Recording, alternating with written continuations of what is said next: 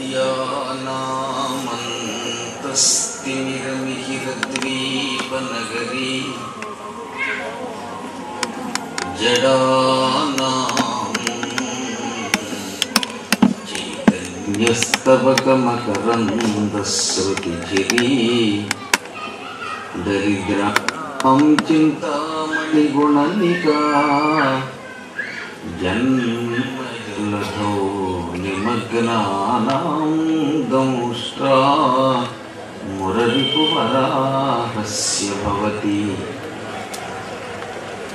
शुक्लाम्बरधरं विष्णुं शशिवर्णं चतुर्भुजं प्रसन्नवदनं ध्यायेत् सर्वविघ्नोपशान्तये वन्दे गुरुपदद्वन्द्वम्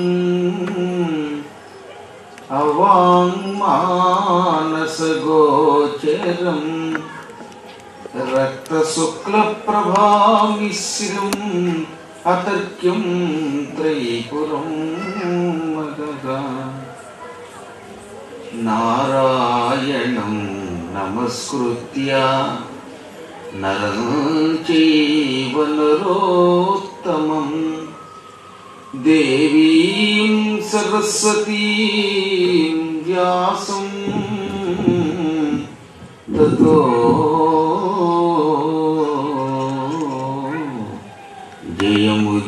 जयमुदीरयेत्। सच्चिदानन्दरूपाय विश्वोत्पत्त्यादिहेतवे तापत्रयविनाशाय श्रीकृष्णाय वयं नुमः। यं प्रव्रजन्तमनुपेतमपेतकृत्यं द्वैपायनो विरहकातराजुगाव पुत्रेति तन्मयतया तरवोऽभिनेदुः तं सर्वभूतहृदयं मुनिं मानतोऽस्मि। निगमकल्पतरोर्गलितं फलं सुखमुखादमृतद्रवसंयुतं पिबत भागवतं रसमालयं मुहुरहो रसिकाः भुवि भावुकाः।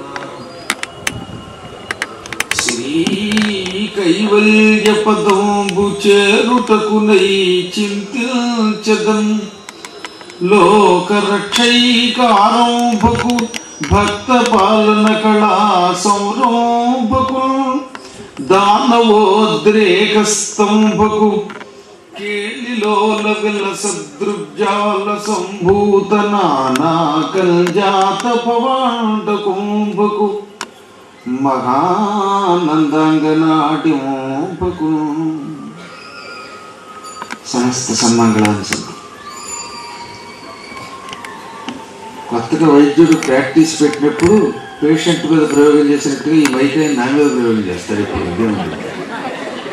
ఒక్కొక్కప్పుడు ఒక్కొక్క శబ్దం వస్తుంది. ఇప్పుడు ఉపన్యాసం చెప్పేది ఎవడో నాకు అనుమానం మధ్య నేను చెబుతున్నారా, సుసర్వ గారు చెబుతున్నారా, పిల్లలు చెబుతున్నారా, డాక్టర్ గారు చెబుతున్నారా?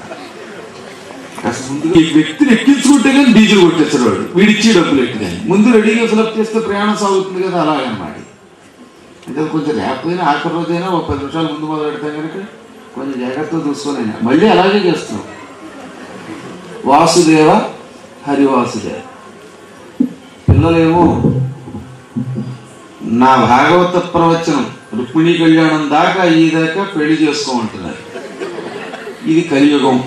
ఏ ఆధునిక కృష్ణుడైనా వచ్చి ఎత్తుకుపోకుండా చూసుకోవాల్సిన బాధ్యత కూడా ఇదే. అసలే ఏ పక్క పక్కన పొంచి ఉంటున్నారంటే వచ్చిన కృష్ణుళ్ళు, రకరకాల కృష్ణుళ్ళు. అసలు మీరు చేయవలసిన ప్రతిజ్ఞ అది కాదు. బాబురావు గారిలాగా రిటైర్మెంట్ వయస్సు వచ్చిన వాళ్ళు భార్యాభర్తలు కూడా ఈ భాగవతం పూర్తయ్యేదాకా ఓ చోట భార్యాభర్తలు ఉండకుండా చేసేసారంటే అయిపోయింది అన్నమాట. అంచేత మొగుడు పిల్లలు చోట లేకుండా చేసేసారంటే తొందరగా భాగవతం పూర్తి అయిపోతుంది. మీకేం సందేహం లేదు, ఈ భాగవతం ఇక్కడ అయి తీరుతుంది. సత్సంకల్పం ఉంటే దానికి అన్యథాత్వం ఉండదు అన్నారు.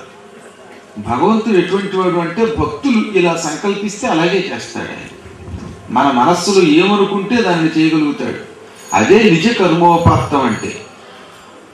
ఉపాత్తము అంటే సంపాదింపబడేది, నిజ కర్మోపాత్తం అంటే తన కర్మతో తాను సంపాదించుకున్నది.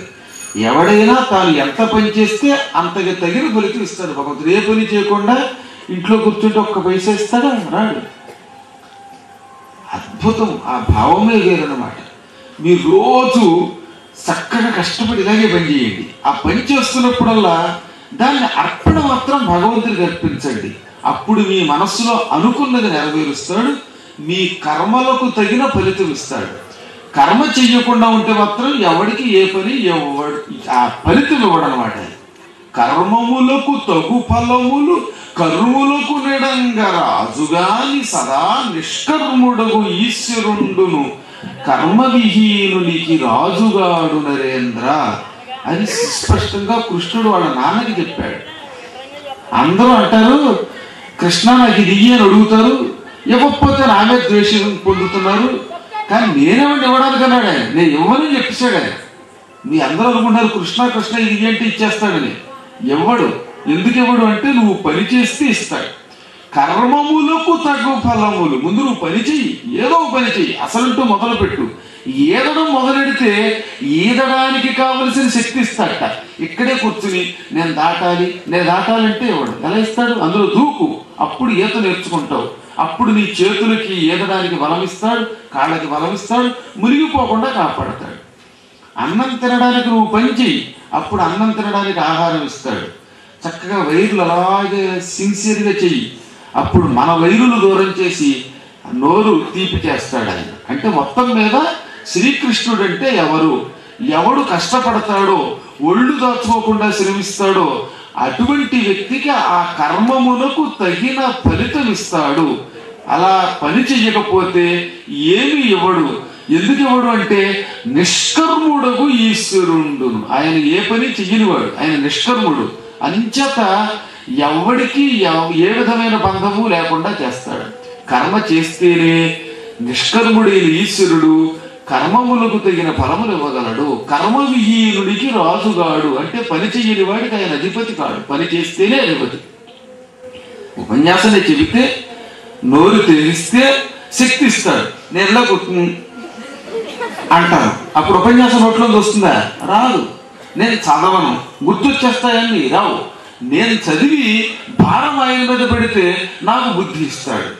అలాగే ఒక వైద్యుడు కష్టపడి వైద్య శాస్త్రం చదివి ఆ ఫలితం ఆశించకుండా ప్రజలకి ఉపకారం చేయాలని ప్రాక్టీస్ మొదలుపెట్టి దైవం మీద భారం పెడితే అప్పుడు ఈయన సహజంగా ప్రాక్టీస్ చేస్తున్నాడు కనుక, చదివాడు కనుక అప్పుడు ఆయన చేతిలో చరకుడో ధన్వంతరో వస్తాడు, పేరు వస్తుంది. ఏమీ లేకుండా ఇక్కడ కూర్చుంటే ఎవరు వస్తాడు? రాడు. ఇది మనకి కర్మ సిద్ధాంతం. ఈ కర్మ సిద్ధాంతమే మహానుభావులైన శంకరాదులు వంటి వారు చేశారు. అందుకే శంకరుడు ఎంత అద్వైత స్వరూపుడు అంటే కర్మతో కూడిన అద్వైతం ఇచ్చాడు. ఎన్ని గుళ్ళు కట్టించాడు, ఎన్ని గోపురాలు కట్టించాడు మహానుభావుడు. ఆయన ఏమి ఇంట్లో కూర్చుని ముక్కు మూసుకుని తపస్సు చేయమల్లా యావత్ ప్రపంచం 33 ఏళ్ల వయసులో తిరిగాడు. ఎవడు తిరిగాడండి అలాగా? మనం పక్కన అక్కడ కూర్చుని ఇక్కడికి రావాలంటే గిలగిలాడిపోతాం. అవి మనకు కావాలి. పద్మాగర్ గారు భాగవతం చెప్పండి అంటే టపటపటప 10 పద్యాలు పక్కన హార్మోనియం పెట్టుకుని టింగి పాడేసుకుపోతే, లేక 100 పద్యాలు చదివేసి ఇదిగో కృష్ణుడు పుట్టాడు పెరిగాడు అయిపోయాడంటే ఇదే కదా. ఒక పద్యంలో ఉన్న అద్భుత రహస్యాలు తెలుసుకోవడం కథ అంటే అది భాగవతం అంటే. అంతేగాని భాగవతం అంటే వరసపెట్టు 50 టేప్ రికార్డు చదివేసినట్టుగా ఘంటసాల వారు అంతకంటే గొప్పగా ఎవడో చదవాలి. ఎంత అద్భుతం అది. ఆ భగవద్గీత చదివినట్టుగా మనం చదవేలేము. అది సంగీత విద్వాంసులు వాళ్ళు చెయ్యాలి. కానీ పౌరాణికులు మీకు చెప్పవలసింది ఏమిటి అంటే ఒక్క పద్యం చెప్పినా చాలు, అందులో ఉన్న సంపూర్ణ సారం. ఇప్పుడు నేను శ్రీకృష్ణ అంటే ఒక శబ్దం విన్నాం, ఆ శబ్దానికి తగిన సారాంశం ఇవ్వాలి. అలా ఇవ్వకపోతే వాడు పౌరాణికుడు కాడు. పౌరాణికుడు అంటే వ్యాఖ్యాతది. వ్యాఖ్యానతో విశేష ప్రతిపత్తి అని. వ్యాఖ్యానం ఎటువంటిది? అది మంచి అద్భుతమైన తన జ్ఞానం బాగా చదివితే, రకరకాల పరిశీలన చేస్తే, వింటే ఆ జ్ఞానంతో తన ప్రతిభతో లోకానికి ఎన్నెన్నో విశేషాలు అందించాలన్నమాట. ఒక్క పద్యంలో కొన్ని వేల పురాణాలు ఇమిడ్చిన మహానుభావులు ఈ పోతనాదులు. వీళ్ళందరికీ ఆదర్శం వ్యాసుడు. ఈ వ్యాసుడే ఆదర్శం శంకరుడికి. వాళ్లే మనందరికీ ఆదర్శం అన్నమాట. అటువంటి శ్రీకృష్ణ పరమాత్మ చరిత్ర ఎన్నాళ్ళైనా మనం విందాం, జీవితం చరితార్థం చేసుకుందాం. అందుకే కృష్ణుడి మీద మనస్సు పెట్టాడు కాబట్టే, స్వతసిద్ధంగా పండితుడు కాబట్టి భీష్ముడికి ఆ పాండిత్యం పైకి వచ్చేలా చేశాడు కృష్ణుడు. అసలు చదువుకోకపోతే ఎలా ఇస్తాడనేవాడు. ఆ పాండిత్య ప్రతిభతో ధర్మరాజుకి ప్రబోధన చేశాడు. ఆపై ఇలా అన్నట్ట, ఆయన ప్రార్థన చేసి శరీరం విడిచిపెట్టే ముందు ప్రార్థన చేశాడు. ఇవాటి పద్యం మరింత అద్భుతమైన పద్యం. కుప్పిల్చి ఎగసిన కొండలంబుల కాంతి గగన భాగం వెల్లగప్పికొనగా ఉరికిన ఓర్వక ఉదరంబులో గల జగముల వ్రేగున జగతి కదల చక్రంబు చేపట్టి చనుదూచురయమున పైనున్న పచ్చని పటముదారా నమ్మితి నాలావు నగుబాటు చేయక మన్యూపుమని క్రీడి మరల దిగువ కరికి లంఘించు సింహంబు కరణి మెరసి నేడు భీష్ముని చంపుదు నిన్నుగాతు విడువు మర్జునాయనుచు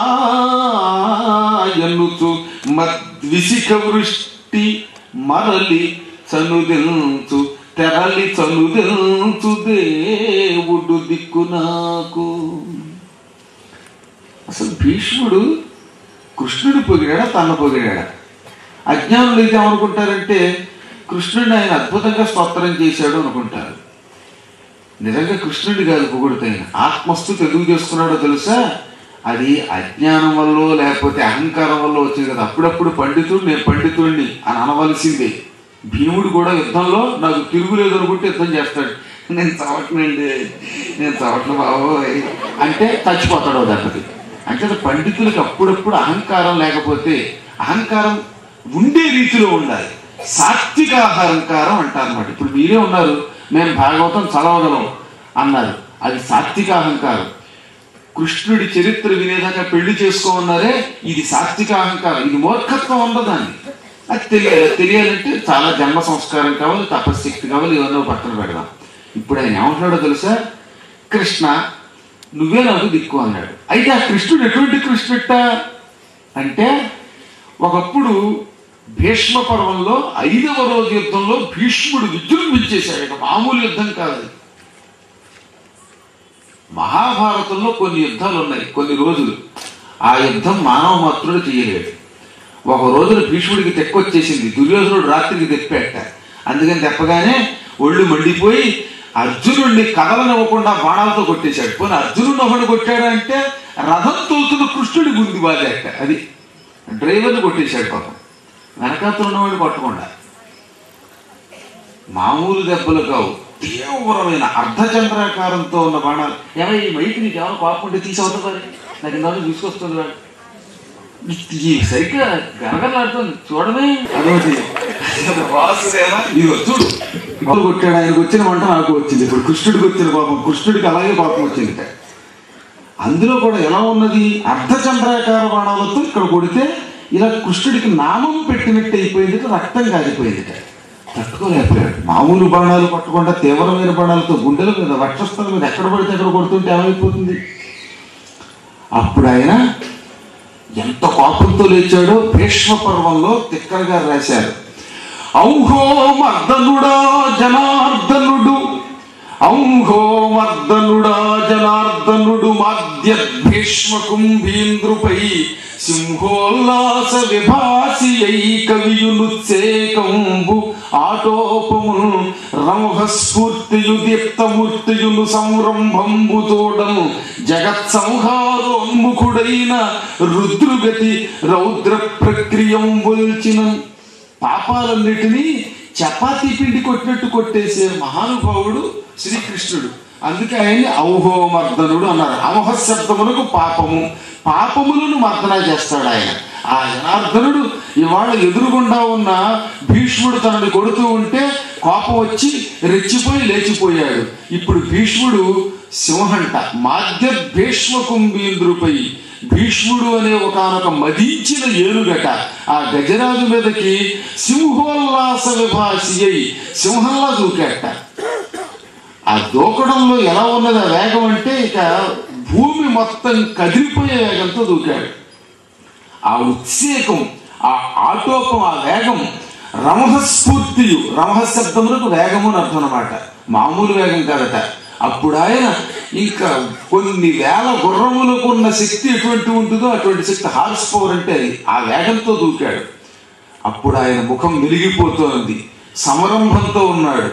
ఇంకా ఎలా ఉన్నాడు? జగత్సంహారోన్ముఖుడైన రుద్రుగతి, ప్రపంచ ప్రళయకాలంలో జగత్తునంతా మింగడానికి వచ్చే లయకారకుడైన రుద్రుడిలాగా రౌద్ర ప్రక్రియంబుల్చిన మహారౌద్రాకారంతో ఉన్నాడు, రుద్రుడిగా ఉన్నాడు. ఆగ్రహోదగ్రుడైపోయాడు, చక్రం చేత్తో పుచ్చుకున్నాడు. ఏం అర్జున, ఒక దౌర్భాగ్యమైన యుద్ధం చేస్తున్నావు నువ్వు వీరుడిగా. నిన్ను నమ్ముకుని పాండవులందరినీ యుద్ధంలోకి తోశా. నువ్వు చావు దెబ్బలు తింటున్నావు, నీ రథం నడిపి నన్ను కాపాడలేవు. నీది ఒక పరాక్రమమేనా? ముసలాడు రేపో మాపో డామ్ అనేటట్టుగా ఉన్నవాడి చేతులోనేమో కుర్రాడు నువ్వు చావు దెబ్బలు తిండమా? నీకు ఓపిక లేకపోతే ఇదిగో నిన్ను రక్షిస్తా చూడు అని చక్రం బొచ్చులు దూకాట. అది చూచాడు భీష్ముడు, చిరునవ్వు నవ్వుతూ కనుగొని భీష్ముడంతయు వికాసము మోమున దోప. చూసిన భీష్ముడు నవ్వేట. నిజానికి ఆ సమయంలో కృష్ణుడిని చూసిన వాడు ఎవడైనా సరే హడిలిపోతాడు. ఎందుకంటే ప్రపంచ ప్రళయ కాలంలో లోకాలను నాశనం చేసేటటువంటి రుద్రుడిలో ఉన్నాడు ఆయన. రుద్రుడిని చూస్తే వణికిపోరా? అటువంటిది ఈ పూట ఆయనకి కోపం వచ్చి మీదకు వస్తూ ఉంటే, చక్రం పుచ్చుకొస్తూ ఉంటే చిరునవ్వు నవ్వి, నన్ను నీలో కలుపుకోవడానికి వస్తున్నావా దైవమా? ఇదే కావాలి, అందుకే కొట్టా. కొడితే నీవు రెచ్చిపోయి నా మీద పడి నన్ను చంపుతావు, నీ చేతిలో తెస్తే మోక్షం, అందుకని చావడానికి సిద్ధంగా ఉన్నా. ఇంతకంటే అదృష్టం ఏమున్నది అని రెండు చేతులు జోడించి ధనుస్సు పట్టబెట్టి నవ్వేట. ఇప్పుడు ఆయన ఏమంటాడో తెలుసా? నేను చావు దెబ్బలు కొట్టాను కృష్ణ, నీకు గుర్తుందా? అప్పుడు నువ్వు రెచ్చిపోయి నొచ్చుకుని నా మీదకి కుప్పించి దూకేసావే. ఆ దూకినప్పుడు ఏమైంది? ఈ కుండలాల కాంతి ఆకాశం అంతా వ్యాపించిందట. ఆయన చెవులుకున్న కుండలాలు బంగారపు కుండలాలు, మామూలు బంగారం కాదది, అద్భుతమైన బంగారం. ఆ సువర్ణ వర్ణం ఆకాశం అంతా వ్యాపించిందట. చక్రం చేతిలో పుచ్చుకుని మీదకు వస్తున్నాడుగా. ఆ వేగానికి ఈ పైన ఇలాంటి నీవు ఎప్పుడంటే అప్పుడు రెడీగా ఉంటుంది. అప్పటిదాకా నేను ఆగిపోతాను, కానీ నువ్వే పైనున్న పటం ఆ వేగంతో వస్తూ ఉంటే పైనున్న పచ్చని పటము జార. ఆపై అర్జునుడు ఏం చేశాడు? గోవిందా గోవిందా. మధ్య మధ్యలో భగవన్ నామం కూడా చేస్తూ ఉంటే వాడు సంతోషిస్తూ ఉంటాడట. హరి సంకీర్తన ప్రియుడు అనమాట. భజన అంటే చాలా ఇష్టం ఆయనకి. అందుకే మధ్య మధ్యలో భజన కూడా మనం ఒక్కొక్కసారి చేస్తూ ఉండాలి.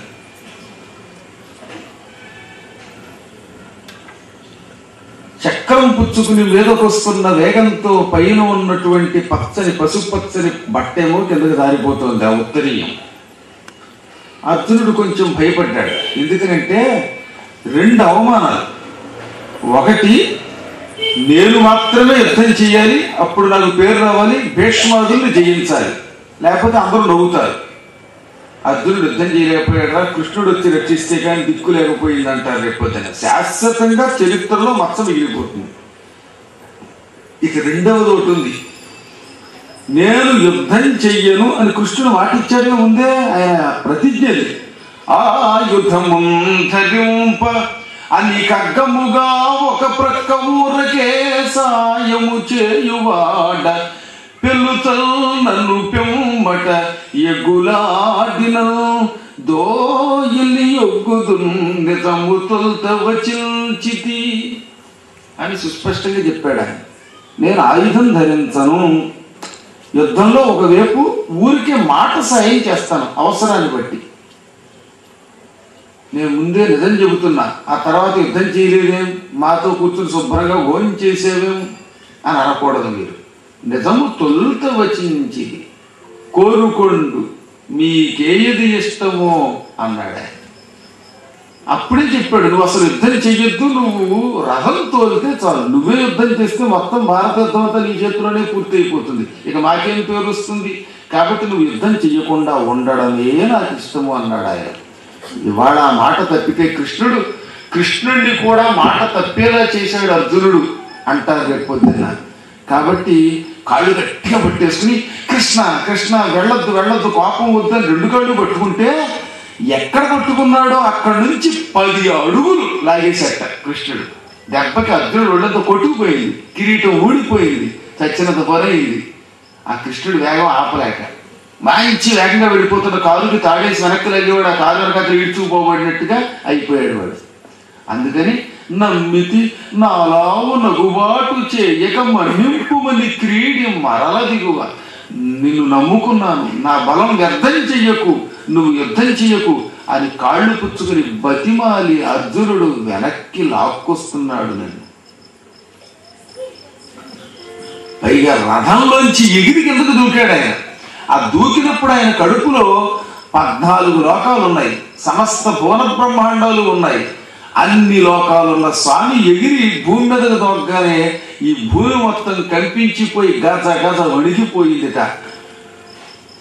అలా దూకి ఇదిగో ఇవాళ భీష్ముడిని చంపుతాను, నిన్ను రక్షిస్తాను అని ఏనుగు మీదకి దూకే సింహంలాగా వస్తున్నటువంటి కృష్ణుడు, నేను అప్పుడు కూడా బాణాలు కొట్టా ముఖం మీదకి, ఆ బాణాలన్నీ పక్కకు తోలుకుంటూ మధ్య విసిక వృష్టి తెరలి చదువుదెంతు దేవుడు దిక్కున్నాడు, నేను విడిచిపెట్టే బాణాలన్నింటినీ తొలగించుకుంటూ మీదకు వస్తున్నాడే ఆ దేవుడు నాకు దిక్కువుగాక. దేవుడు అంత తేలిగ్గా ప్రత్యక్షం కాడు, వాడిని కూడా లాగి 2 ఇచ్చుకుంటేనే ప్రత్యక్షం అవుతాట. అలాగా నా పరాక్రమంతో జీవించి ఎవరిని ఆనందపెట్టానో ఆ కృష్ణుడు నాకు రక్ష అవుగాక. ఇందులో అంతరార్థం అవుతుంది.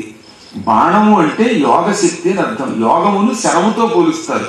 యోగాభ్యాసపరుడు యోగశక్తితో భగవంతుడిని జయించాలి. అలా నా యోగశక్తితో ఏనాడో నేను జయించాను, ఓ యోగేశ్వర నువ్వు నాకు దిక్కు అని చెబుతున్నాడు, పైకి బాణాలు దెబ్బలు అన్నట్టుగా. మామూలు బాణం అయితే ఆయన మీద కొడితే ఆ బాణం ఆయనకి దిగుతుందా, రక్తం కారుతుందా? అది యోగాస్త్రం. అందుకే కొత్త గంట్లు కొమరారా అన్నారు. కృష్ణుడికి మామూలు బాణాలు అయితే తగలవు, కేవలం అది యోగశరం కనుక ఆయనకి గుచ్చుకుంది. ఆ బాణం దెబ్బలు తిని కూడా లెక్క చేయకుండా ఉన్న ఆ కృష్ణుడు, రక్తంతో పూచిన మోదుగు చెట్టులో ఉన్న ఆ కృష్ణుడు నాకు దిక్కువుగాక అని తన క్షేత్రం, తన యోగశక్తి రెండింటినీ ప్రదర్శించాడు. నువ్వు ఎంత గొప్పవాడివి, ఎంత కరుణాస్వరూపుడివి, వీడు నాకు శిష్యుడు మృత్యువు, వీడిని కాపాడడం నా ధర్మమని అర్జున సారథ్యం వహించి చేతిలో మునికోల కొరడాకర్ర పుచ్చుకుని గుర్రాన్ని టప్పు టప్పని కొడుతూ తోలుతూ మహోత్సాహంతో అర్జునుడిని యుద్ధరంగంలో నిలబెట్టి యుద్ధం చేయించి విజయం ప్రసాదించిన ఆ కృష్ణ పరమాత్ముడు నా హృదయంలో నిరంతరం ఉండుగాక. తన నవ్వులతో, తన మాటలతో, తన ప్రవర్తనతో, తన సర్వస్వంతో గోపికా స్త్రీలలో ఉన్న సిగ్గుని విడిచిపెట్టేలా చేసి వారి మనస్సులో ఉన్న సంశయాలు అన్నీ తొలగించి ఆనందమిచ్చే ఆ ఆధీరపుత్రుడు కృష్ణుడు నాకు దిక్కు. కృష్ణ నువ్వు ఎటువంటి వాడివి, నీ అంతటి వాడు దిక్కుగా ఉన్నా ధర్మరాజు కష్టం వచ్చిందన్నాడు ఆయన. రాజట ధర్మదురుడు సురరాజసుతుండట ధన్వీ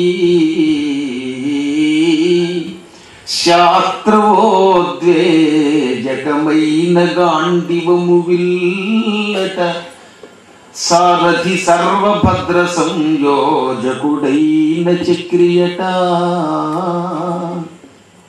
ఉగ్రగదాధరుడైన భీముడు అయ్యాజికి తోడు వచ్చునట ఆపదగల్గుట అదేమి చిత్రమో ఓ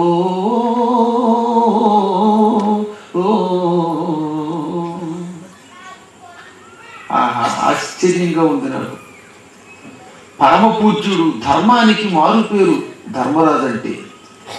ఒక్కసారి ధర్మరాజే కనుక ధర్మం తప్పి అధర్మం చేస్తే ఈ సృష్టి నాశనం అయిపోతుంది. అంతటి మహాత్ముడు ఆయన.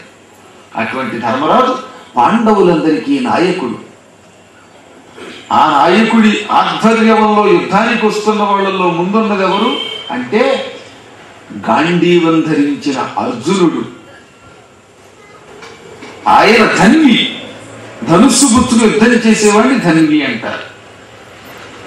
పోనీ ఆయన చేతిలో ఉన్న విల్లు కూడా సామాన్యమైన విల్లు అనుకుందామా? పటుక్కలు విరిగిపోయే ధనుస్సు కాదు, శాస్త్రవోద్వేజకమైన గాంధీవము విల్లట. శత్రువుల్ని భయపెట్టి గజ గజ వణికేలా చేసే భయంకరమైన విల్లు గాంధీవం.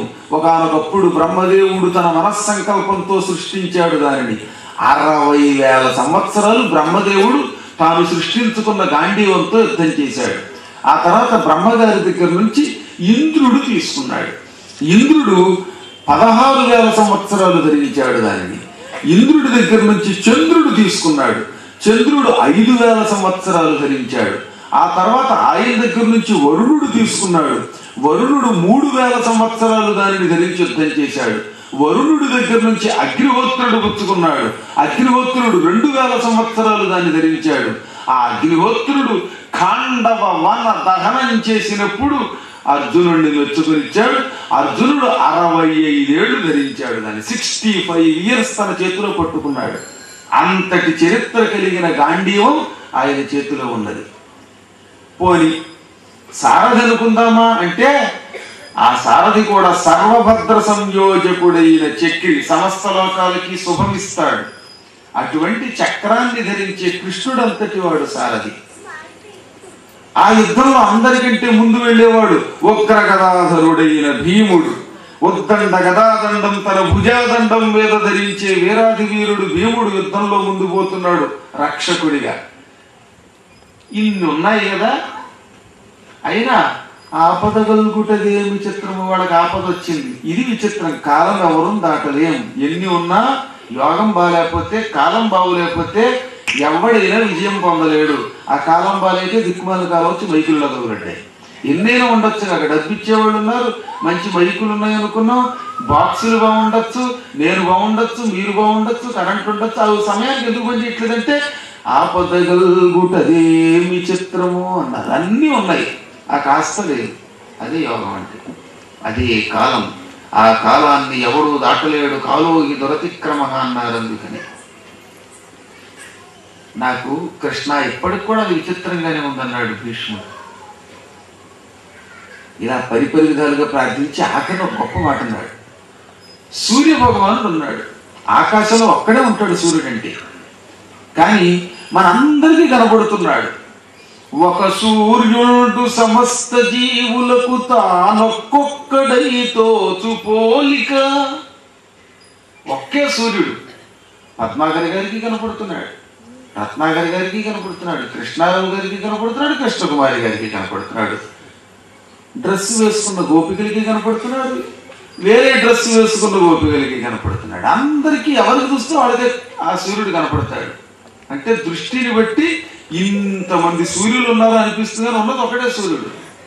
అలాగే ఒకే దేవుడు ఇన్ని జీవులుగా, ఇన్ని జీవులలో జీవాత్మగా, ఇన్ని ప్రాణులుగా, ఇన్ని రకాల లోకాలుగా, ఇన్ని అందాలుగా, అనేక రకాల కర్మలుగా, అనేక రకాల కర్మ బంధములుగా కీలు మెరుపుల రాజిల్లుతున్నాడు ఆయన. అటువంటి ఆ దేవుడున్నాడే, ఆ మహానుభావుణ్ణి నానా విధాన అనూన రూపకుడి ఒప్పి ఆ మహానుభావుణ్ణి నా మనస్సులో భావిస్తున్నాను, భక్తితో ప్రార్థన చేస్తున్నాను, కాపాడమని అని పరిపరి విధాలుగా ప్రార్థన చేశాడు. ఆ తర్వాత చిత్తం ఆ గోవింద ఆయత్తం కావించాడు, ఆయనలోనే నిలబెట్టేశాడు. కృష్ణుడిలో చూస్తూ ఉండగా తెలిసిపోయాడు. ఆ ఉత్తరాయణ పుణ్యకాలం అదే భీష్మ ఏకాదశి అంటాం, మనకు వస్తుంది చూసారా మాఘమాసంలో. ఆ రోజున శ్రీకృష్ణుడిలో తెలిసిపోయాడు ఆయన, దివ్య లోకాన్ని పొందాడు ఆయన. ఆ పడిపోయినప్పుడు అర్జునుడిని శాపం పెట్టడానికి వస్తున్నారట గంగాదేవి గారు.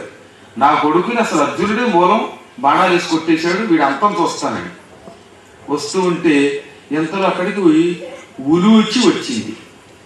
ఎక్కడికి పెడుతున్నావు గంగామాత అని తెలుసుండి కూడా.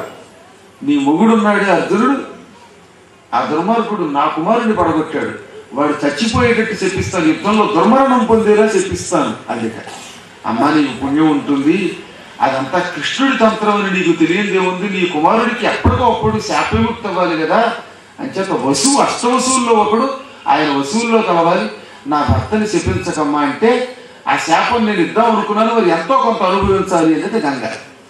అప్పుడు ఉలూచి నేను ఒక పని చేస్తాను, చిత్రాంగదుడు అని ఒక మహావీరుడు ఉన్నాడు, ఆ మహావీరుడి వంశంలో జన్మించిన చిత్రాంగద అని ఒక ఆవిడ ఉంది, ఒక కన్యామణి. ఆ కన్యామణిని అప్సర స్త్రీని అర్జునుడు పెళ్లి చేసుకున్నాడు. ఆ చిత్రాంగదికి అర్జునుడికి బొబ్బురు వాహనుడు అనే ఒక వీరుడు పుట్టాడు. ఒకప్పుడు అర్జునుడు మహాభారత యుద్ధం అయ్యాక తన కొడుకుతో యుద్ధం చేయవలసిన స్థితి వస్తుంది అశ్వమేధయాగం చేసేటప్పుడు. అప్పుడు కొడుకు చేతిలో చచ్చిపోయినట్టుగా వాడికి ఒక మాయ కల్పిస్తా, నీ శాపం కించిత్ కాలం అలా అనుభవించేలా చేద్దాం, ఆ తర్వాత మళ్ళీ అర్జునుడిని నేను బతికించుకుంటాను, ఈ వరం ఇమ్మంటే తథాస్తోంది గంగ. అందుకే ఆ వరం వల్లే బభ్రువాహనుడు అర్జునుడిని తాత్కాలికంగా చంపగలిగాడు. ఆ తర్వాత ఆ శాపం పోతుంది. అది మనం ఎప్పుడో భాగవతం దశమస్కందం చివరిలోకి వచ్చినప్పుడు చెప్పుకుందాం. ఈ విధంగా అనేక రకాలైన సంఘటనలకి భీష్ముడి యొక్క నిర్వాణం మూల కారణమైంది. ఏది ఏమైనా పరమ పూజ్యుడైన ధర్మమూర్తి అయినా అధర్మ వెరగని వాడైనా అయినా దురదృష్టవశాత్తు కౌరవుల వైపు ఉండవలసి వచ్చింది. ఆ పుణ్యాత్ముడు శతాధిక వృద్ధుడు, దాదాపు 140 సంవత్సరాల వయస్సు జీవించిన భీష్ముడు నిజమైన నిష్ఠాగరిష్ఠుడు, సత్యం ధర్మం అహింస అన్నీ తెలిసిండి కూడా యుద్ధ ధర్మం అవలంబించిన వీరుడు శరీరం విడిచిపెట్టేశాడు, వసుమూర్తి అయిపోయాడు. ఆ తరువాత శ్రీకృష్ణ పరమాత్మ ధర్మరాజుని సింహాసనం మీద ధర్మంగా పరిపాలించమని చెప్పాడు. వారందరి దగ్గర సెలవు తీసుకున్నాడు. ద్వారకా నగరానికి వచ్చాడు. ద్వారకలో ఎన్నాడు కృష్ణుడు లేక భార్యలు పిల్లలు అందరూ గొల్లును గోల పెట్టేస్తున్నారట. కృష్ణుడు రాగానే ఆనందంతో చూశారట. కృష్ణుడు అందరు భార్యలకి వెళ్ళాడు. ఒక భార్యామణిని నేను లేకపోతే ఎలా ఉన్నావు, చిక్కిపోయినట్టున్నావు, ఈ మధ్యన ఆవు పాలివట్లేదా దేవి అని చెప్పి కాసిన పాలు తాగమన్నట్ట. మరో భార్య దగ్గరికి వెళ్ళి ఆకలి వేస్తుంది మేగడమ్మన్నట్ట. మరో భార్య ఇలా గడ్డం కింద చేయి పెట్టి చెక్కుల కింద ఆవిడేదో చూస్తోందిట. ఆవిడ దగ్గరికి వెళ్ళి ఏం కోడల్ని మాట వినడం లేదా అని కొంచెం కోడల్ని విప్పాట. కృష్ణుడు కూడా లౌకికాచారం అన్నమాట. ఒక్కొక్కళ్ళేమో మీ పిల్లలు ఎలా ఉన్నారన్నట్ట, మనవలు ఎలా ఉన్నారన్నాడు, పెళ్ళిళ్ళు అవుతున్నాయా లేదా ఇళ్లలో అన్నాడు. ఒక ఆవిడేమో మంచం మీద కాకుండా నేల మీద పడుకుంది, ఏం మంచం మీద నల్లులు కుడుతున్నాయా దోమలు కుడుతున్నాయా అన్నట్ట. ఇలా అందరినీ అన్ని రకాలుగా లౌకికాచారాన్ని అనుసరించి భార్యని భర్త పలకరించాలి.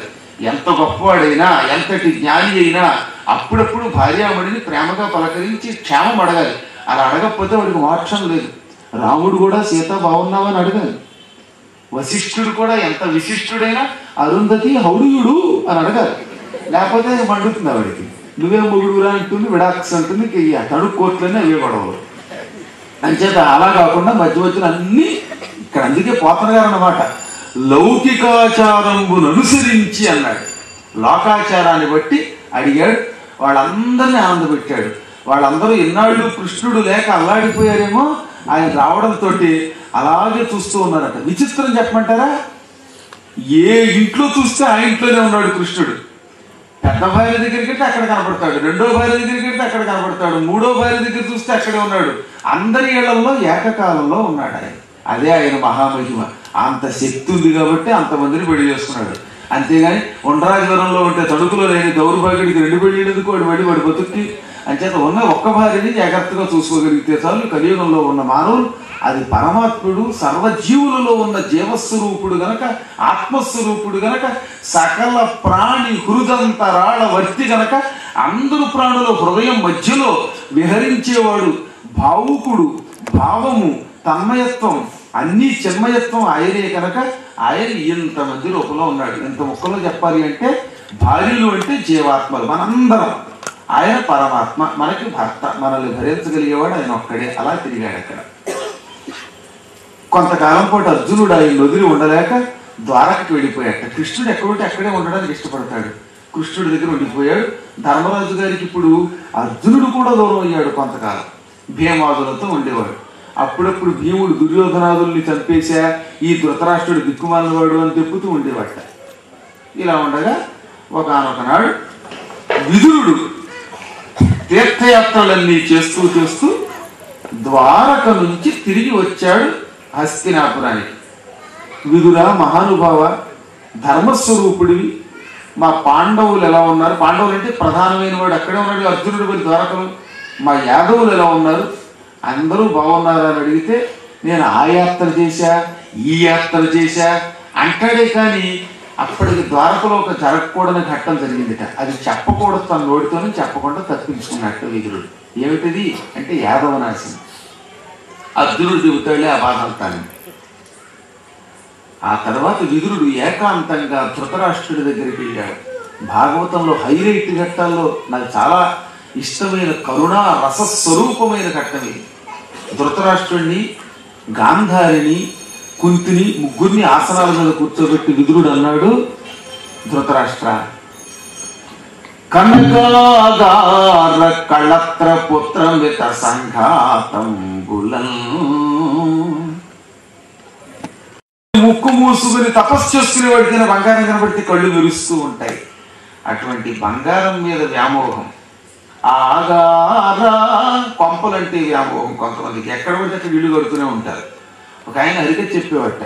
విజయవాడలో హరికథ చెబితే విజయవాడ ఇల్లు, ఉండరాజవరంలో కథ చెప్తే అక్కడ ఇల్లు, ఇంక వెళ్ళి చోటలో ఇల్లు పెట్టేయడం వెళ్ళిపోయాను అనమాట. అదొక యోగం కొంతమందికి.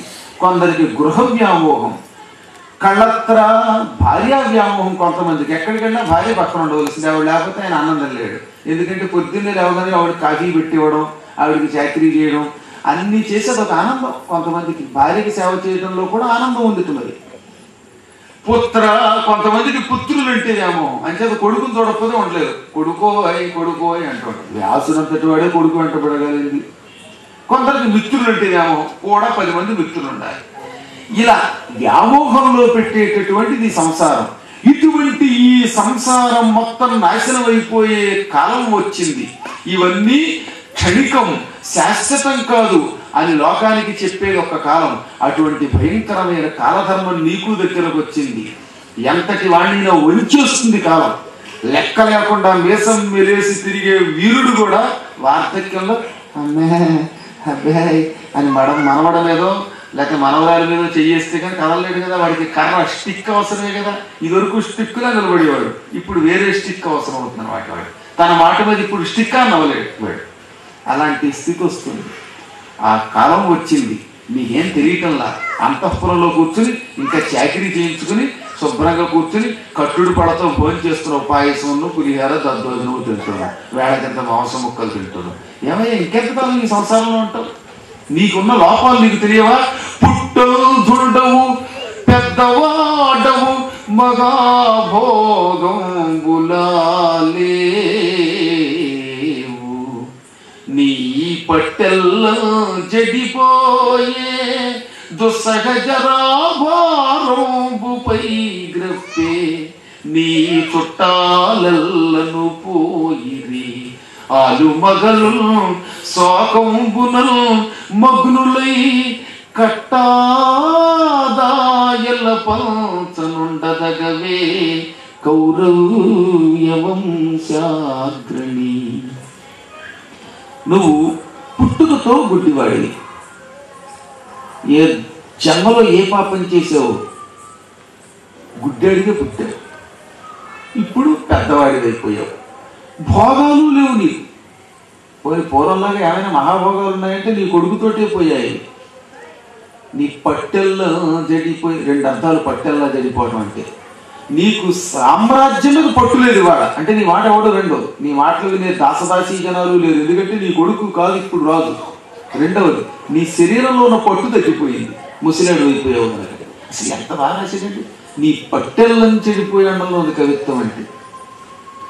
ఇటు అధికారం మీద పట్టు లేదు. ఒక స్థాయి దాటిపోతే ఎంత గొప్పవాడైనా అధికారం వాడి నెత్తి మీద ఓట్లు ఆగేసుకుంటారట. ఎందుకంటే వాడు మూర్ఖుడైపోతాడు వార్ధక్యంలో కనుక. రెండవది, శరీరంలో ఓపిక పోతుంది. దుస్సహ జరాభారంబుపై గప్పి, తట్టుకోలేనటువంటి మహాభారం జరాభారం అంటే. ఓపిక పోతుంది, అసహ్యం వస్తుంది, చికాకు వస్తుంది. ముసలితనంలో ఉన్న బాధలకి ఎక్కడ ఉండవు. అందువల్ల సహించడానికి అలవి కాని, బాధలకు అలవాలమైన, అనారోగ్యాలకి నెలవైన ముసలితనం వచ్చి నిన్ను పట్టుకున్నది. నీ చుట్టాలంతా పోయారు నీ కళ్ళ ముందు. భార్య భర్త మీ ఇద్దరే మిగిలారు. శోకంతో రోజు ఏడుస్తున్నారు. దుర్యోధన, మా మాట వినకుండా పోయావా, మా గుండెల్లో చిచ్చు రగిల్చిపోయావా అని రోజు ఏడుపే కదయ్యా. అలా ఏడుస్తూ కట్టాదాయల పంచనుండ తగవే. ఇంకా ఈ దాయాదుల పక్కన, శత్రువుల పక్కన ఎందుకే ఉండడం? దాయాదులు అంటే 2 అర్థాలు. సోదరుల బిడ్డలు, శత్రువులు 2 అర్థాలు కూడా. అంచేత శత్రువులు అయిపోయారు ఇప్పుడు వాళ్ళు. ఎందుకంటే భీముడికి నీవంటే అసత్యం కనుక. సరే, నీ తమ్ముడి బిడ్డలు వాళ్ళు. అక్కడెందుకు ఏముండడం? కౌరవ్య వంశాకరని ఏముందని ఉంటున్నావు అక్కడ నువ్వు. కలియదవో బిడ్డలనిక, మళ్ళీ బిడ్డల్ని కలిగే యోగం ఉందా నీకు? లేదే, రిటైర్ అయిపోయావు, ముసిరాడు అయిపోయావు. కనియదవో బిడ్డలనిక మనియదవో తొంటి కంటే మనుమల మాటలు వినియదవో ఇచ్చదరం మనియదవో దానములకు అర్ధులనికపై.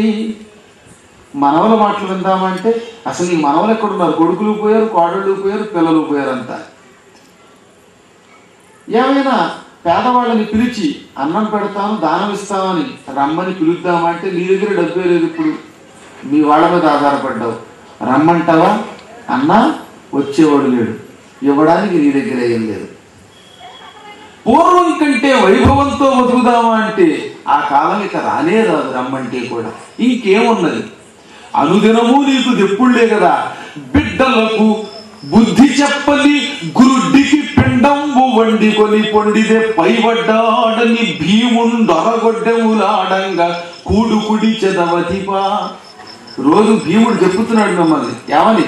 బిడ్డలకి బుద్ధి చెప్పని గుడ్డి పీరుగురా వీడు మమ్మల్ని ఏడిపించాడు. వీడి పిల్లలు మమ్మల్ని ఎన్నో రకాలుగా చంపాలనుకున్నారు. మా ఆవిడికి బట్టలు లాగారు.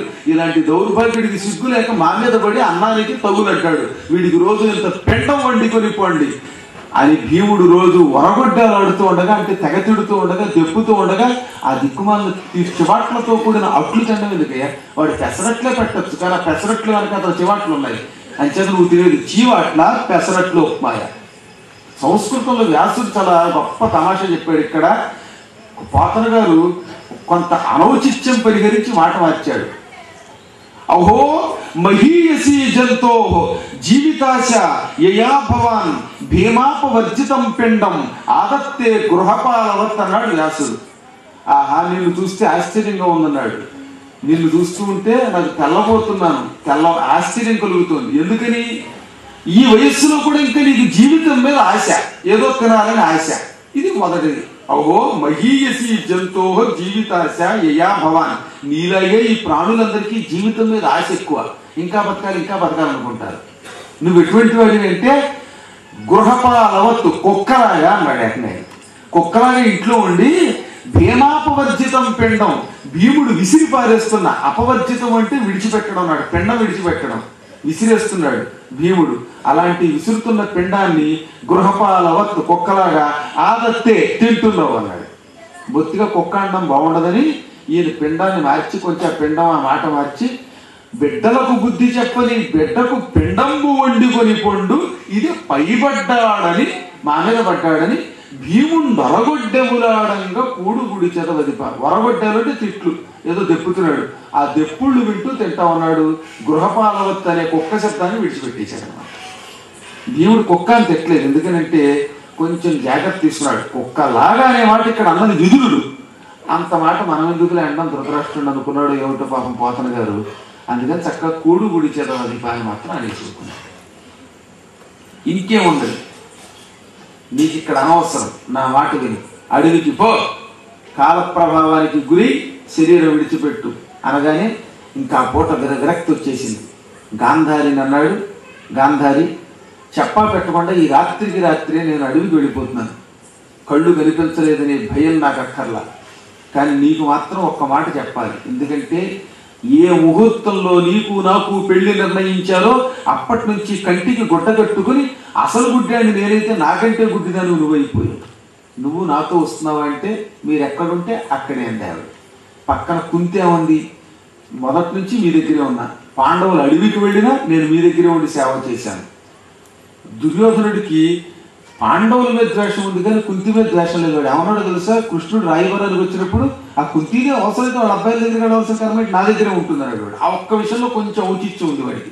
అందుకని మొదటి నుంచి కుంతి ఇక్కడే ఉంది కాబట్టి నేను అడవిలో మీ వెంట వచ్చి సేవ చేస్తానని. ఆవిడండి మహాత్మురాలంటే.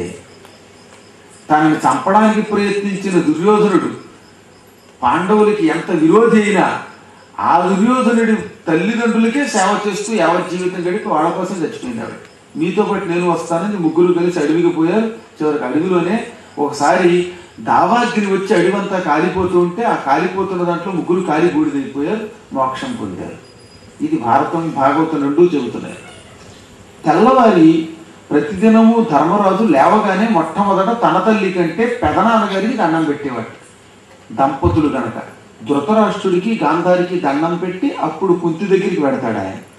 ఆ పూట వచ్చి చూస్తే వాళ్ళ గది ఖాళీగా ఉంది. సంజయుడిని పిలిచాడు. సంజయ, రోజు మా పెదనాన్న ఇక్కడికి రాగానే దండం పెట్టగానే ఆశీర్వదించేవాడు. పాపం గుడ్డివాడు, ముసలివాడు, పైగా మా వల్ల కుమారులు కూడా పోయారు, ఆయనకి పిల్లలు పోయి ఓహో ఓహో అని ఏడుస్తున్న మా తండ్రి, మా అమ్మ, మా అసలమ్మ వీళ్ళంతా కనపట్టం లేదు, ఏమయ్యారు అని ఏడ్చట. అప్పుడు సంజయుడు కూడా అదే అన్నాడు. రోజు గుడ్డాడు కదా, ఆయనకి న్యూస్ పేపర్ చదవడం కుదరదు, టీవీ చూడలేడు. అందుకని అఖిల వార్తలల్లా అడుగుతుండే వార్తలు అడుగుతూ ఉండేవాట. రాజవరంలో ఏం జరుగుతోంది, తణుకులో ఏం జరుగుతోంది, బ్రాహ్మణగూడెంలో ఏం జరుగుతోంది అని అడిగేవాట. బాబు నేను చెప్పేవాడిని. ఇవాళ అడుగుతాడేమో అని వచ్చి చూస్తే ఇవాళ ఆయన కనపట్టం లేదు. నిన్న కాను పట్టెనేడు లేడు, నిన్నున్నాడు ఇవాళ లేడు, ఏమైపోయాడు అంటూ ఉంటే ఎంతలో నారదుడు తుంబురుడితో పాటు అక్కడికి వచ్చాడు. వచ్చి ధర్మరాజా, సామాన్య మానవుడిలాగా శోకించకు. పూజ్యుడు ధృతరాష్ట్రుడు తన భార్యతో మీ అమ్మతో కలిసి మోక్షం చూసుకున్నాడు. కాలప్రభావం ఇది. ఇంకొక మాట చెబుతున్నా, మీకు కొద్ది రోజుల్లో ఒక వార్త తెలుస్తుంది. ఆ వార్త తెలిసాక మీరు ఇక్కడ ఉండకండి.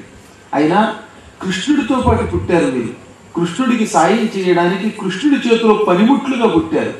ఆయన ఉన్నంతకాలమే మీకు పని. ఆ యాదవాధినాథుడి శరీరం విడిచిపెట్టాక ఇంకా ఈ లోకంలో మీకేం పని లేదు. అందుకు సిద్ధంగా ఉండండి అని నారదుడు తుంగురుడితో పాటు టేమని వీణ వాయించుకుంటూ వెళ్ళిపోయాడు. ఈ మధ్యన ధర్మరాజు గారికి అన్ని అపశకునాలే. భీముణ్ణి తక్కిన వాళ్ళని కూర్చోబెట్టుకుని ఒకనాడు సభలో, నిండు సభలో సింహాసనం మీద కూర్చున్నాడు. భీమ, సోదరులారా, పౌరులారా, హితులారా, పురోహితులారా, సన్మతులారా, సామంతులారా, అందరూ వినండి. నా మనస్సులో బాధ మీతో పంచుకోవాలి. కాలంలో ఏదో మార్పు వచ్చింది. గుండెకాయ ఎవడో చేత్తో పట్టి పిండినట్టు అయిపోతోంది. నెత్తి మీద కొట్టినట్టుగా రాత్రిపూట మోత వస్తోంది. చెవులు సక్రమంగా పనిచేయడం లేదు, వినబడడం లేదు. చెవిటి మిషన్ వేయించుకోవడానికి వెళ్ళినా ఈఎన్టీ స్పెషలిస్ట్కి నీ చెవులు పనిచేయమని చెప్పేస్తున్నారు. ఏమిటో తెలియదు. ఒకనాడు పండెడి ఓషధి చేయము, వేరొకనాడు పండకయుండు నల్రు. ఒకసారి పండుతున్నాయి, ఓసారి పండట్ల. పంటలు కూడా మారిపోయాయి. ఓషధులు, చెట్లు సక్రమంగా పంటనివ్వడంలా. ఒక్కొక్క చోట వరదలు వస్తున్నాయి, అసలు ఒక్కొక్క చోట వర్షాలే లేకుండా పోతున్నాయి. పంటల మీదకి దోమలు, చిడతలు, మిడతలు ఇవన్నీ దాడి చేస్తున్నాయి. కాకులు బతికొన్న ప్రాణుల్ని పిక్కు తింటున్నాయి. ఎదురుగుండా నిలబడి సూర్యుడికి కుక్కలు, నక్కలు ఓయ నలుస్తున్నాయి. అపశకునాలు, ఎక్కడో ఏదో నాశనం అయిపోతుందని అర్థమవుతోంది. ఇదేమిటో తెలియటల్లా. దేవాలయాలలో ఉన్న విగ్రహాలకి చెమట్లు పడుతున్నాయి. ఒక్కకి తట్టుకోలేక విగ్రహాలు వెళ్ళిపోతున్నాయి. అసలు దేవతామూర్తులు ఉండడం ఆ గుడుల్లో. మీకు రహస్యం చెబుతున్నానండి. కలియుగంలో శ్రీకృష్ణుడి శరీరం విడిచిపెట్టాక 5000 సంవత్సరాల తర్వాత గుళ్ళల్లో, దేవాలయాల్లో ఉన్న విగ్రహాల్లో దేవతలు ఉండరట, పుట్టి విగ్రహాలు ఉంటాయి. అందుకే దేవాలయాలు కూలగొట్టిన వాళ్ళు పట్టించుకోరు. అది అయిపోయింది ఇప్పటికీ. దేవీ భాగవతంలో 9వ స్కంధంలో ఈ శ్లోకం చెప్పారు. కాశీ బృందావనం వినా, కాశీ బృందావనం ఈ 2 క్షేత్రాల్లో తప్ప ఇంకెక్కడ దేవుడు ఉండడు విగ్రహాల్లో. అందుకే గుళ్ళోకి వెళ్ళి మీరు ఎన్ని కొబ్బరికాయలు కొట్టండి, ఎంత పూజ చెయ్యండి, ఇక దేవుడు ప్రసన్నుడవడు. ఇప్పుడు ఆ ప్రక్రియ జరుగుతోంది. అంటే దేవాలయాల్లో ఉన్న దేవతా శక్తులు తమ శక్తుల్ని కొంచెం కొంచెం విడతలుగా ఉపసంహరించుకుంటున్నాయి. ఇంకొక 25 ఏళ్లలో పూర్తిగా ఉపసంహరించుకుంటాయి. అప్పుడు గొళ్ళల్లో ఉన్న విగ్రహాలు ఒట్టి రాతి ముక్కలే. ఇంకా రాతి ముక్కలకి మీరు 2 కొబ్బరికాయలు కొట్టి దండాలు పెట్టినా వేస్ట్ అయిపోతుందిట. ఎందుకంటే కలియుగంలో అంత అధర్మం ఉందిట. కానీ ఒక్క కాశీ బృందావనాల్లో మాత్రం దేవుడు శాశ్వతంగా ఉంటాడు. ఆ 2ంటికి క్షేత్రానికి మహిమ ఉంటుంది. మరొక్క మాట చెప్పాడు, అందుకోసం ఈ మొక్క చెబుతున్నాను మీకు. ఎక్కడ నిత్యం ప్రవచనాలు జరుగుతాయో, భాగవతం, దేవీ భాగవతం వంటి పురాణాలు ప్రవచింపబడతాయో, అష్టాదశ పురాణాలు ఏ ఊళ్ళో ఏ వేదిక మీద ఉంటాయో ఆ ఊళ్ళో ఉండే గుళ్ళల్లో ఉన్న దేవతా విగ్రహాల్లో శక్తులు మాత్రం ఉండిపోతాయి, ఇంకెక్కడ ఉండవు అన్నమాట. అంటే ఇప్పుడు మీ ఊళ్ళో ఆ దేవతా విగ్రహాల్లో దేవుళ్ళు ఉంటారు, తక్కిన చోట ఉండకుండా పోతారు ఇలా పురాణాలు జరగకపోతే. ఇప్పుడు కూడా తప్పుడు కొట్టదు దిక్కుమలు, అది కొట్టించుకోవడం మాట. కలియుగంలో అడిగితే కానీ నలుగు బాధలు అన్ని, అంటే నలుగారు చప్పట్లు అన్నమాట. ఇది దాని మహిమ. అందుకని పురాణాలు జరగాలి. భగవంతుడు ఎందుకు పెడుతున్నాడో తెలుసా? ఎవరో ఒకడు బుద్ధిలో దూకుతాడు. అందరం అన్ని పనులు చేయలేము. ఒకడు ఉపన్యాసమే చెబుతాడు, ఒక్కొక్కడు మంచినీళ్ళే ఇస్తాడు, ఒక్కొక్కడు రుక్మిణీ కళ్యాణం అయితేనే పెళ్లి చేసుకుంటారు, ఒక్కొక్కడు పురాణం మాత్రమే చెప్పిస్తారు. అలాగ కారణ జన్ములు అంటారు వాడిని. ఆ కారణ జన్ములు పుట్టకపోతే ఈ పురాణాలు ఎవరు చెప్పిస్తారు మరి? ఇలా భగవంతుడు ఒక్కొక్కరికి ఒక్కొక్క పని అప్పగిస్తాడు. ఆ పని చేయడానికి వాళ్ళు పుడతారు. ఆ పని ఇదాకా ఎన్ని కష్టాలు వచ్చినా వాళ్ళు తట్టుకుంటారు. అసలు కష్టం రాదు వాళ్ళకి. అలాగే కారణ జన్ములకి కష్టం రాదన్నారు. చిన్ని పరీక్షలు మధ్య మధ్యలో మైక్ టెస్టులు ఉంటాయి, అవి పెద్ద లెక్కాలి, కానీ విజృంభిస్తారు, మొత్తం మీద పనులు పూర్తి చేస్తారు అని చెప్పారు. ఎందుకంటే కృష్ణుడు ఆ వరం ఇచ్చాడు. నేను చెప్పింది అవునో కాదో రేపే భాగవతం, దేవీ భాగవతం మీకు కావాలంటే ప్రతిదీ నేను ప్రామాణికంగా ఫోటోస్టాట్ ఇస్తాను. అందువల్ల మళ్ళీ దేవాలయాలు పని చెయ్యాలంటే, ఆ దేవతా విగ్రహాలలో శక్తి కావాలంటే ఆ ఊళ్ళో పురాణాలు బాగా జరగాలి. ఏదో ఒక రోజు కాదు, ఏడాదికి ఒక్కసారి జరిగి మిగతా రోజుల్లో మానేస్తే కాదు. ఏడాదిలో అధిక భాగం జరగాలి, ఎక్కువ రోజులు జరగాలి, నిజమైన పురాణం జరగాలి, వ్యాఖ్యానాదులు జరగాలి, భజన జరగాలి, నిష్కల్మష హృదయులైన కొంతమంది నీలాంటి వాడు ఇలా కుర్చీలో కూర్చొని వినాలి. అప్పుడు ఆ ఊళ్ళో గుడిలో దేవుడు ఉంటాడు. తక్కిన చోట ఆలయాలలో ఉన్న దేవతా విగ్రహాలలో ఉన్న దేవుళ్ళందరూ వెళ్ళిపోతారు. ఈ మాట ధర్మరాజు కూడా చెప్పాడు. దేవతా విగ్రహాలను ఒక్కకి తట్టుకోలేకపోతున్నాయట. ఎక్కడెక్కడికో చెమట వస్తోంది. విగ్రహానికి చెమట ఏమిటి? లేకపోతే విగ్రహాలు పెరుగుతున్నాయి, తరుగుతున్నాయి, ధ్వజస్తంభాలు పడిపోతున్నాయి. దుర్మార్గులైన ధర్మకర్తలు దేవాలయ భూములు ఆక్రమిస్తున్నారట. అయ్యయ్యో, ఇటువంటి కాలికాలం వచ్చింది. కొడుకులు కోడళ్ళు తిట్టుకుంటున్నారు. గురువుల శిష్యులు అధిక్షేపంబు చేయుతుండ్రి. గురువుల్ని శిష్యులు తిడుతున్నారు. ఇంకా విచిత్రం చెప్పమంటారా? పురాణం చెప్పే నాలాంటి ప్రామాణికుడికి కూడా మీరు పురాణం ఇలా చెబితే బాగుంటుందేమో అని సలహా ఇచ్చేవాడు పుడతారట. ఇక్కడే ఉంది భాగవతం చూడండి. గురువు గారికి తెలియదు పురాణం ఎలా చెప్పాలో, తాతకి తక్కువ నేర్పాలా అంటే 2 4 పాఠం చెప్పండి మేస్టార్ మీరు చెప్పాలండి. వాడికి గొప్ప ట్రైనింగ్ ఉంది. ఎవరికి చెప్పాలో వాళ్ళకి అది వేరే విషయం. అందులో శక్తి లేనటువంటి వాడికి చెప్పాలి. అలాంటి వాళ్ళు శిష్యులను ధిక్షేపించే గురువులు పుడతారు అన్నారు. అమ్మాయిలు ఇక్కడ రూమ్లో తాళం వేశాం. అందులో భాగవతం ప్రథమ స్కంధం ఉంటుంది. అందులో సుస్పష్టంగా ధర్మరాజు ఇదే మాట అన్నాడు లేదు చూడండి. గురువుల్ని అధిక్షేపించే శిష్యులు వస్తారట. గురువు గారికి ఎదురుగుండా కూర్చుని పురాణం విన్నాక హాయిగా భక్తితో వినాలి. అంతేగాని బయటికి వెళ్ళాక ఇలా చెబితే బాగుంటుందేమోనండి అంటే అది అధిక్షేపించడంట. అటువంటి వాడు ఈ కలియుగంలో పుడతారట. అటువంటి వాడికి పుట్టగతులను అని చెప్తారు. అదిగో ఇలాంటి భయంకరమైన కాలం వస్తున్నది అని ధర్మరాజు వాపోయాడు. పైగా అర్జునుడేమో ద్వారకకి వెళ్ళాడు. ఆ ద్వారక నుంచి రాడు. ఏం జరిగిందో తెలియదు. మనం కాపలా వాళ్ళని పంపించాం, వేగుల వాళ్ళని పంపించాం. వాళ్ళు వేగంగా వెళ్ళి యాదవుల వార్త చెప్పడంలా. అసలే యాదవులు ఉద్ధతులు, మరోన్మత్తులు, బలం ఉందని అహంకరిస్తూ ఉంటారు. కొంపతీసి వాళ్ళు ఏమైనా వాళ్ళలో వాళ్ళు కొట్టుకు చచ్చిపోలేదు కదా అనుమానం వచ్చేసింది. ఏమో ఏం జరుగుతుందో భయంగా ఉంది. భీమసేన, నాకు మనస్సు కలతపడి కల్లోలంతో ఆహారం సహించడంలా, నువ్వే ఓదార్చాలంటున్నాడు. ఎంతలో వచ్చేసాట అర్జునుడు. ఖేదమున ఇంద్రసూనుడు యాదవపురి నుండి వచ్చి అగ్రజుగని తత్పాదముల నయన సలిలోత్పాదంబుల పడియే.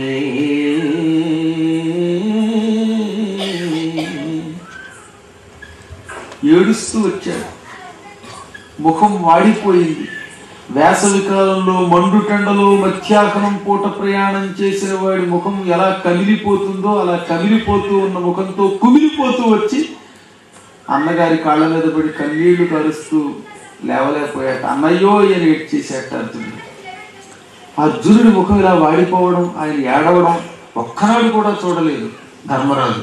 అందుకని తెల్లబోయి, ఇదేమిటి నాయన, లే లే అని ఆ ముఖం చేత్తో పుచ్చుకుని ఇలా గడ్డం కింద చెయ్యి పెట్టి కన్నీళ్లు బటన్ వేలుతో తుడుస్తూ వేళ్లతో అలా కన్నీళ్లు పక్కకి తుడిచి ఆపై తన పైన ఉన్న ఉత్తరీయంతో ముఖమంతా తుడిచి ఇలా అన్నాడు, ఏం అర్జున, ఎందుకు ఇలా ఏడుస్తున్నావు నాయన? నీ ముఖం ఇలా ఉండడం నేను ఎప్పుడూ చూడలేదు. ఏం జరిగింది? నాకు ఒకటే భయం. అన్నిటికంటే ఆయన చెప్పవలసింది చెప్పేశాడు. ఆయనకి ఏ భయం ఉందో ఆ భయమే నిజమైపోయింది కదా. ఆయనకి ఆయన మొట్టమొదటి అడిగింది ఏమిటో తెలుసా? అన్నా ఫల్గుణ, అన్నా ఫల్గుణ భక్తవత్సలుడు బ్రహ్మణ్యుడు గోవిందుడు ఆపన్నానీక శరణ్యుడు ఈశుడు జగద్భద్రానుసంధాయి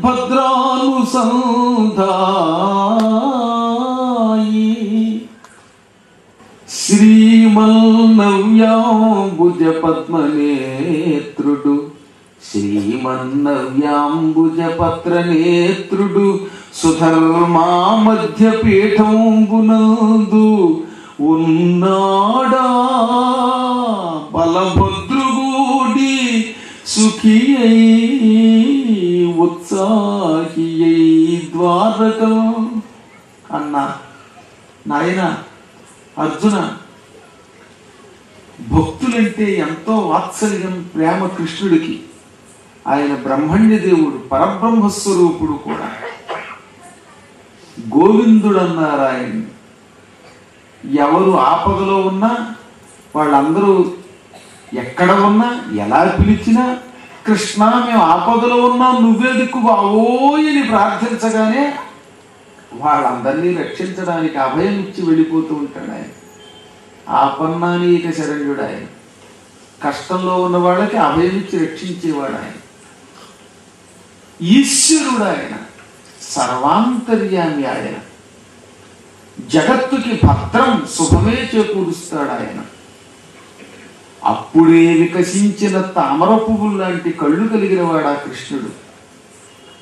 ఆ కృష్ణుడు సుధర్మా సభలో సింహాసనం మీద కూర్చునే ఉన్నాడా?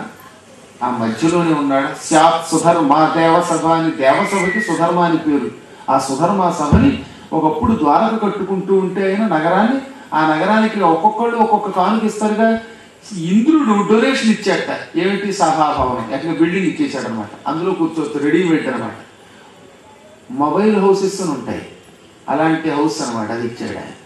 ఆ సుధర్మా సభలో ఉన్నాడు ఆయన. బలభద్రుడితో సుఖంగా ఉన్నాడా, ఉత్సాహంతో ఉన్నాడా? ద్వారకా నగరంలో ఆయనే సంతోషంగా ఉంటే నువ్వు ఏడుస్తూ ఉండవు గనక అడుగుతున్నాను. ఏమైనా కృష్ణుడికి కష్టం వచ్చిందా నాయనా, అందుకే నీ ముఖం ఇలా వాడిపోయిందా? ఎన్ని కష్టాలు వచ్చినా లెక్క చెయ్యను, నువ్వు ఎందుకు ఏడుస్తున్నావు? చెప్పు చెప్పు. చెప్పితివో కోట సాక్షి, తప్పితివో ఇచ్చదనని చెప్పితివో కపట సాక్షి, చేసిన మేలు తెప్పితివో శరణార్థుల రొప్పితివో పశుల ద్విజుల రోగుల సతులను. సాధారణంగా నువ్వు బాధపడ్డావు అంటే దానికి కారణం ఉండాలి. మాట ఇచ్చి తప్పినవాడు ఏడుస్తాట. అర్జునుడు కూడా అంతే. ఎవరికైనా ఈ పని చేస్తానని మాట ఇచ్చాక ఆ మాట నిలబెట్టుకోలేకపోతే, ఆ పని చేయలేకపోతే అప్పుడు ఏడుస్తాడు. తప్పితివో ఇచ్చేదనని, ఇస్తానని ఇచ్చిన వాడు తప్పావా? పద్మాకర్ గారికి ఉపన్యాసం అయితే 1,00,000 రూపాయలు ఇస్తానని మొక్కుకున్న తర్వాత పొరపాటు ఏమైనా ఎవరు మానేసే పెట్టి ఏడుస్తున్నావు. కోట సాక్ష్యం ఏమైనా చెప్పావా? తప్పుడు సాక్ష్యం. కోర్టు చుట్టూ తప్పుడు సాక్ష్యం చెప్పేవాడు ఉంటారు, కోర్టు ఉపేక్షలు ఉంటారు. వాళ్ళు దిక్మాల బతుకంతా అంతే, అబద్ధం సాక్షులు చెప్పే బతుకుతారు వాళ్ళు. అలాంటి తప్పుడు సాక్ష్యం ఏమైనా చెప్పావా? చేసిన తర్వాత మేలుని తెప్పావా? నేను నీకు మొన్న పెసరట్టు పెట్టా, మొన్న అది పెట్టా, అప్పుడు అది ఇచ్చా అని కొంతమంది ఇచ్చిన తర్వాత చెప్తారు. అలా ఎప్పుడు మర్చిపోవాలి. ఎప్పుడో ఏడాది క్రితం పంచిగుడ్డ పెట్టాట ఎవడో, ఆ గుడ్డ కూడా అలుపు గుడ్డ పైగా అది పెట్టి, నేను పద్మాకర్ గారి పురాణం అయిపోయాక పంచి పెట్టానండి, పంచి పెట్టాను. ఏం పంచి పెట్టాడు అంచేత 10 సార్లు చెప్పకూడదు. అలా నువ్వేమైనా చేసిన మేలు తెప్పితివో, చేసిన మేలు తెప్పావా? రొప్పితివో, ఆపై శరణార్థుల్ని ఏమైనా తిరస్కరించావా? మాట ఇచ్చి రక్షిస్తానని రక్షిస్తానన్న తర్వాత వాళ్ళని వదిలేసావా? లేక వాళ్ళ మీద బాణాలు గుప్పించావా? పశువుల్ని, ద్విజుల్ని, రోగుల్ని, ఆడవాళ్ళని రక్షిస్తానని రక్షించకుండా విడిచిపెట్టావా? ఎందుకు ఏడుస్తున్నావు? నీవు ఇదివరకు ఎప్పుడు ఇలా కంట తడి పెట్టలేదు. మున్నుగ్రాటవిలో వరాహములకై మొక్కంటితో పోరుతో సన్నాహంబు నకాలకేయుల వడిల్ చక్కాడుతో ప్రాభవస్కన్నుండై తను కౌరవేంద్రుపలికై గంధర్వులను చెండుతో కన్నీరెన్నడుతేవు నీవు చెప్పుమా కళ్యాణమే చక్రికి. ఎంతో పూర్వం నువ్వు కేకారణ్యంలో శివుడి కోసం తపస్సు చేశావు, పాశుపతాస్త్రం కోసం. అప్పుడు శివుడు నిన్ను కిరాతక వేషంలో వచ్చి పరీక్షించాడు, ఆయనతో యుద్ధం చేశావు. పాశుపతాస్త్రం కోసం కిరాతక రూపంలో వచ్చిన శివుడితో మల్ల యుద్ధం చేశావు, బాణాలు వేశావు. ఆ పోరాటంలో నువ్వు ఓడిపోలేదు, ఏడవలేదు. శివుడు అంతటి వాడితో యుద్ధం చేసినప్పుడు కన్నీళ్లు పెట్టలేదు. ముక్కంటితో పోరుచో అదైపోయింది. రెండోది సన్నాటంబున కాలకేయుల వడిని చక్కాడుచో. పాశుపతాస్త్రం వచ్చిన తర్వాత ఇంద్రుడు తన అర్థసింహాసనం మీద కూర్చోబెట్టుకుని నివాత కవచులు, కాలకేయులు అనే రాక్షసుల్ని చంపమని పంపాడు. ఆనాడు కాలకేయాదుల్ని సంహరించినప్పుడు కూడా నువ్వు కన్నీరు పెట్టుకోలేదు. ఒకప్పుడు మీరు అరణ్యవాసం చేస్తూ ఉంటే దుర్యోధనుడు మిమ్మల్ని ఏడిపించడానికి ఆటాపాట ఆడేటటువంటి స్త్రీలతో వచ్చాడు, తాగుడు తాగాడు, గందరగోళం చేశాడు, ధర్మరాజు చేసే యజ్ఞం పాడు చేయడానికి పక్కనే వచ్చి కూర్చున్నాడు. అప్పుడు ఇంద్రుడు గంధర్వుల్ని పంపించాడు.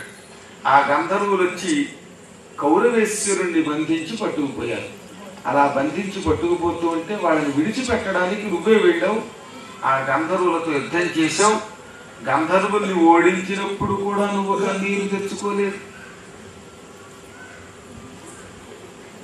ఇక ఇవాడెందుకు నువ్వు కన్నీరు తెస్తున్నావు? చెప్పు ఏమిటి? కళ్యాణమే చక్రికి. శ్రీకృష్ణుడికి శుభం ఉన్నదా లేదా? శ్రీకృష్ణుడికి ఏమైనా అయిందా? ఏమైనా అయితే చెప్పు అన్నాడు.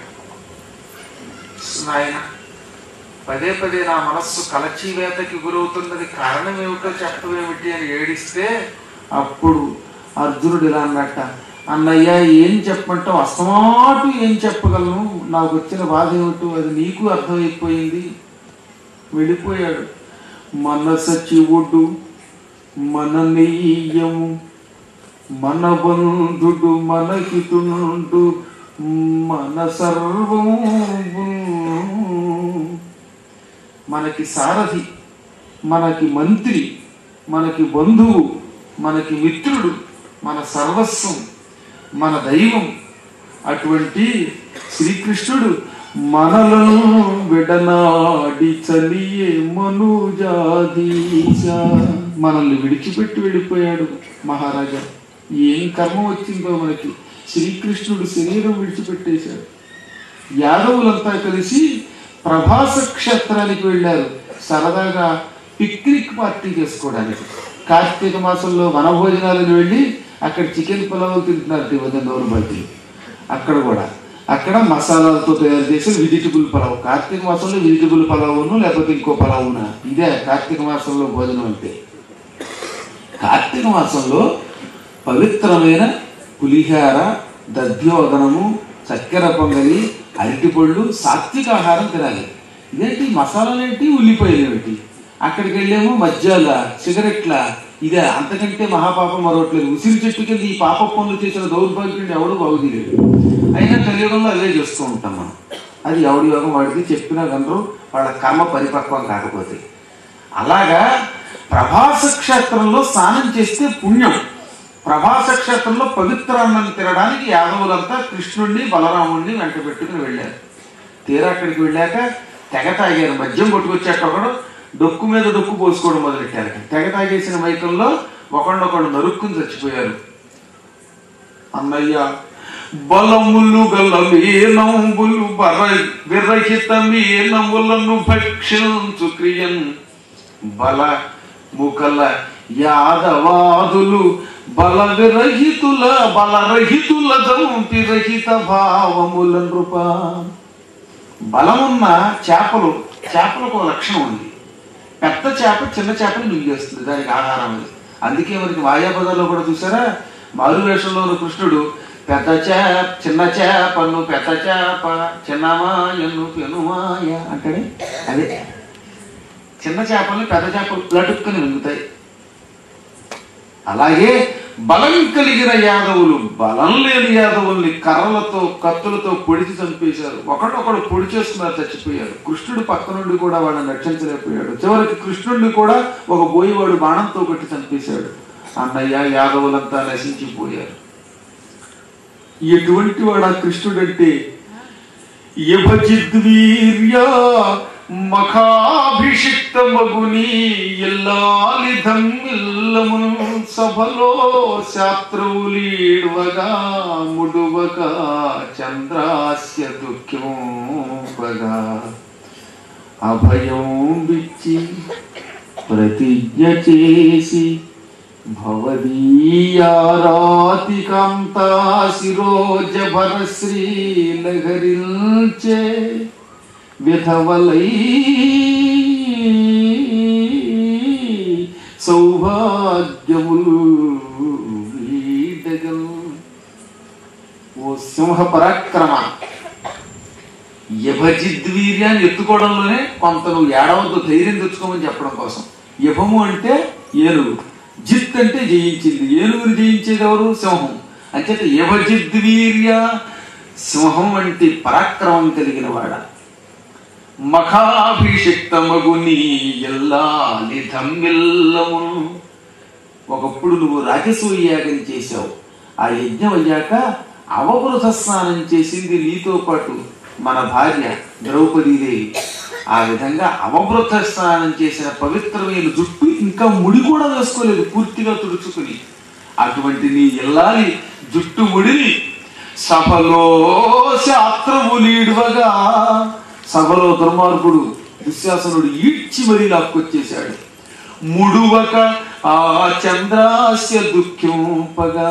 ఆ తర్వాత ఆ సుందరీమణి ఆ జుట్టు ముడి వేసుకోలేదు. దుశ్శాసనుడు చచ్చేదాకా వాడి రొమ్ము చీల్చి ఆ రక్తంతో ఉన్న తడి చేత్తో నా జుట్టు నువ్వే ముడియాలి అని భీముడి దగ్గర ప్రతిజ్ఞ చేసింది. అప్పుడు తానొచ్చాడు కృష్ణుడు. అభయం విచ్చి, చెల్లెలా నీకు అభయం ఇస్తున్నా, నీకేం భయం లేదు, నువ్వు చేసిన ప్రతిజ్ఞలన్నీ చెల్లించేలా నేను చూస్తాను అని ప్రతిజ్ఞ చేసి భవదీయారాతి కాంతా శిరోజ భరశ్రీల హరింపడే. నీ శత్రువులు కౌరవులందరినీ చంపింపజేశాడు నీ ద్వారా, నీ సోదరుల ద్వారా. వాడు చావగానే ఏమవుతుంది, వాడు భార్యలంతా వారంతా విధవులైపోయారు. ఇప్పుడు ఏం చేశాడు ఆయన? ద్రౌపది ఒక్కదాని జుట్టు ఇడిపిస్తే తక్కిన వాళ్ళందరికీ అసలు జుట్టే లేకుండా గుండు కొట్టించేశాడు. పూర్వం భర్త పోతే గుండు కొట్టించుకునేవాళ్ళండి. అందుకే ఆయనే ఉంటే మంగళ ఎందుకనో సామెత ఉండేది అప్పట్లో. ఒక ఆవిడ ఇలా మంగళ చేత శుభ్రంగా గుండు గీయించుకుంటూ ఉంటే పక్కవాడు వచ్చి ఎందుకమ్మా అంటే, మా ఆయన ఉంటే ఈ వీడితో పనే ఉందండి ఆవిడ. పూర్వం అలా ఉండేవారు, అది పూర్వకాలపు విధానం. అందుకని వారందరికీ సౌజన్యం పోయేలాగా, సౌభాగ్యం పోయేలా చేశాడు. విధవలై సౌభాగ్యములు వేడగా వాడి విధవలయ్యేలా చేశాడు. శిరోజభర శ్రీలు హరించాడు. బాగా ఒత్తుగా ఉండేది జుట్టు. ఆ జుట్టు మొత్తం కాస్త గురిగింపజేశాడు. సమరాలకు పాటలు పాడుకుంటారే గొళ్ళల్లో, వాళ్ళకి ఎంతో లాభంట, అంత జుట్టు ఉండేది వాళ్ళకి పాపం అనమాట. ఆ జుట్టంతా పోగొట్టేశాడు కదా. ఈ విధంగా నీ శత్రువుల్ని నాశనం చేసి నీకు సౌభాగ్యం కలగజేశాడే ఆ శ్రీకృష్ణుడి వాళ్ళు లేడన్నయ్యా. ఎన్ని కష్టాలు వచ్చినా ఆయనే మనకి దిక్కుని మనం అనుకునేవాళ్ళం. దుర్వాసుడొక నాడు దుర్యోధనుడు పంప 10,000 శిష్యులు పాడి గొల్లువ. ఒకనాడు దుర్యోధనుడు దుర్వాసుడిని పంపాడు. ఆ దుర్వాసుడు 10,000 మంది శిష్యులతో వచ్చాడు. వాళ్ళు వచ్చి అన్నం పెట్టమన్నారు. ఆ సమయంలో ద్రౌపదీదేవి దగ్గర ఒక గిన్నె ఉన్నది, అది అక్షయ పాత్ర. సూర్యుడు ఇచ్చాడు ధర్మరాజు గారికి. ఏమని? ఓ ధర్మరాజా, ఇది అక్షయ పాత్ర. ఈ అక్షయ పాత్ర కోరుకున్న వెంటనే ఎంత అన్నమైనా ఇస్తుంది, ఎంతమందికైనా అన్నం పెడుతుంది. అది కూడా మళ్ళీ మామూలు అన్నం కాదు, మృష్టాన్న భోజనం. కానీ ఆ పూట ద్రౌపది అన్నం తింటే ఇది మర్నాటి దాకా ఆహారం ఇవ్వదు అన్నట్టు. ఒకనాడు అందరికీ భోజనం పెట్టి ఇంకెవరూ రారు అనే ఉద్దేశంతో పాపం సాయంత్రం 4 దాకా తినకుండా ఉందిట. అప్పుడు కూడా తినకపోతే ఆవిడ ఏమైపోతుంది చెప్పండి. అందుకని గిన్నెలో ఉన్న అన్నం తినేసి గిన్నె కడిగి బోర్లించింది. అప్పుడు వచ్చేట దుర్వాసుడు దుర్యోధనుడు కావాలని పంపించాడు అండి.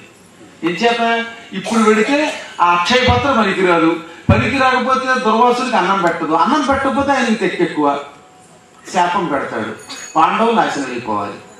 అప్పుడు ఆ దుర్వాసుడు దుర్యోధనుడు పంపించగా వస్తే ఆయన్ని స్నానం చేయడానికి వెళ్ళమని, ఈలోపు ద్రౌపది నువ్వు నేను అందరం కూడా కృష్ణ కృష్ణ రక్షించమనగానే టక్కన ప్రత్యక్షమై నాకు ఆకలిస్తుంది అన్నాడు.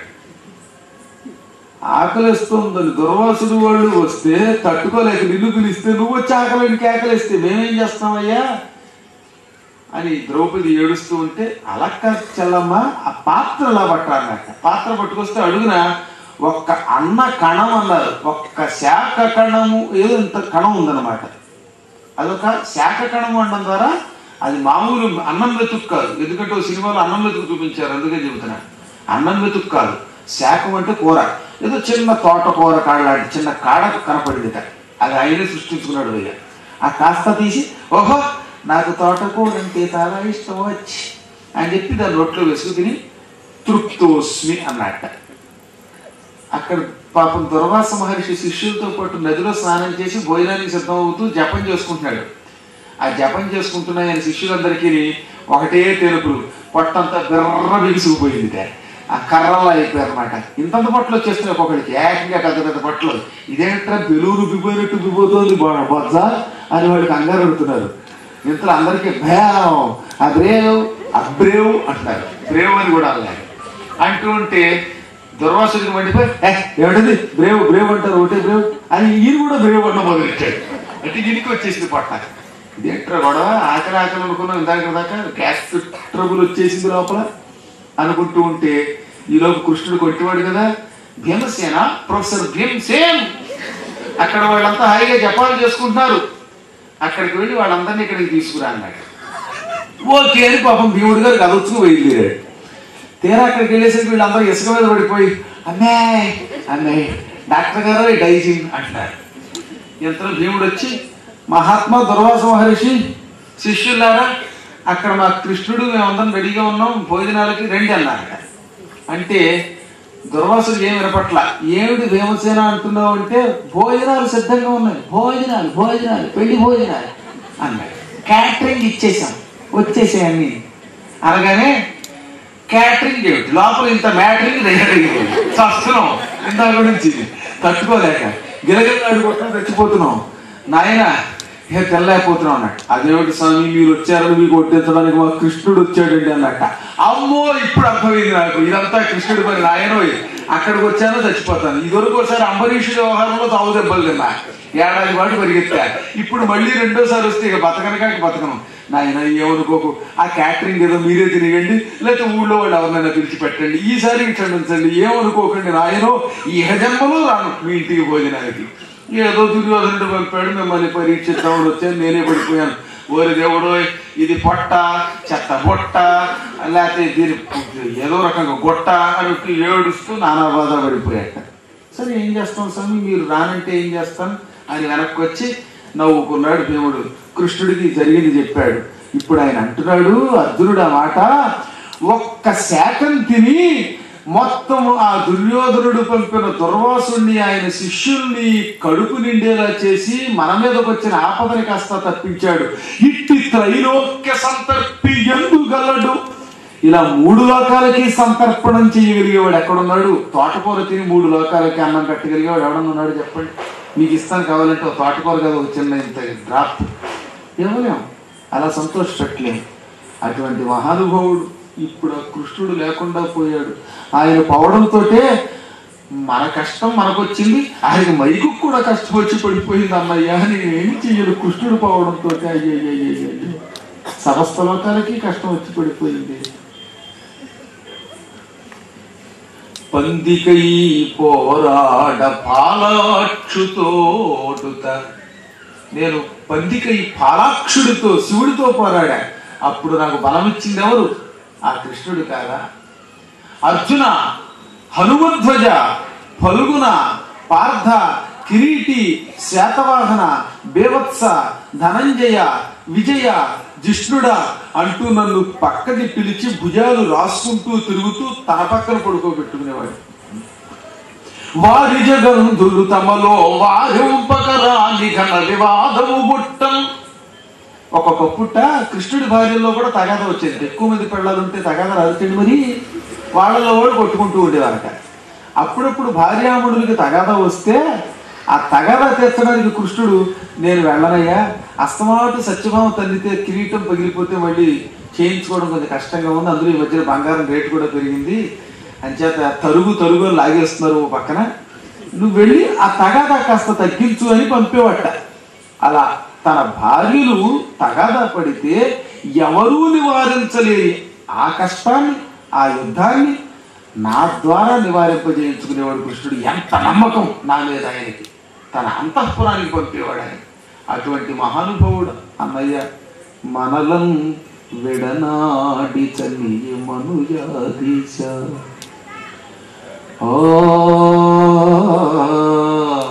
తీరు ఆరతికుండు ఆహయములు అస్త్రాసనంబు శరౌరాతము తొల్లి శరౌరాతం వన్యుల తొల్లి జంపును తుది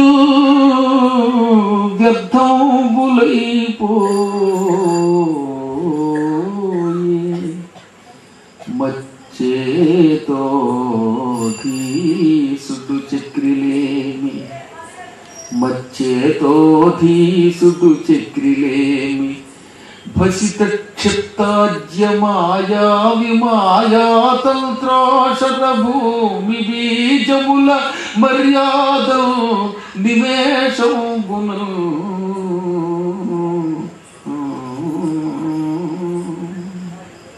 అన్నా ఏం చెప్పమంటావు? నా రథం అంత గొప్ప రథం ఎక్కడైనా ఉంటుందా ఈ సృష్టిలో? ఆ రథం పాడైపోయింది. ఆ రథికుని నేను ఎందుకు పనికిరాకుండా పోయాను? నా గుర్రాలు ఎంతో వేగంగా పరిగెట్టేవి, ఆ గుర్రాలు కూడా పరిగెట్టకుండా నాశనం అయిపోయాయి. నా గాంధీవం నేను ఎత్తలేకపోయాను.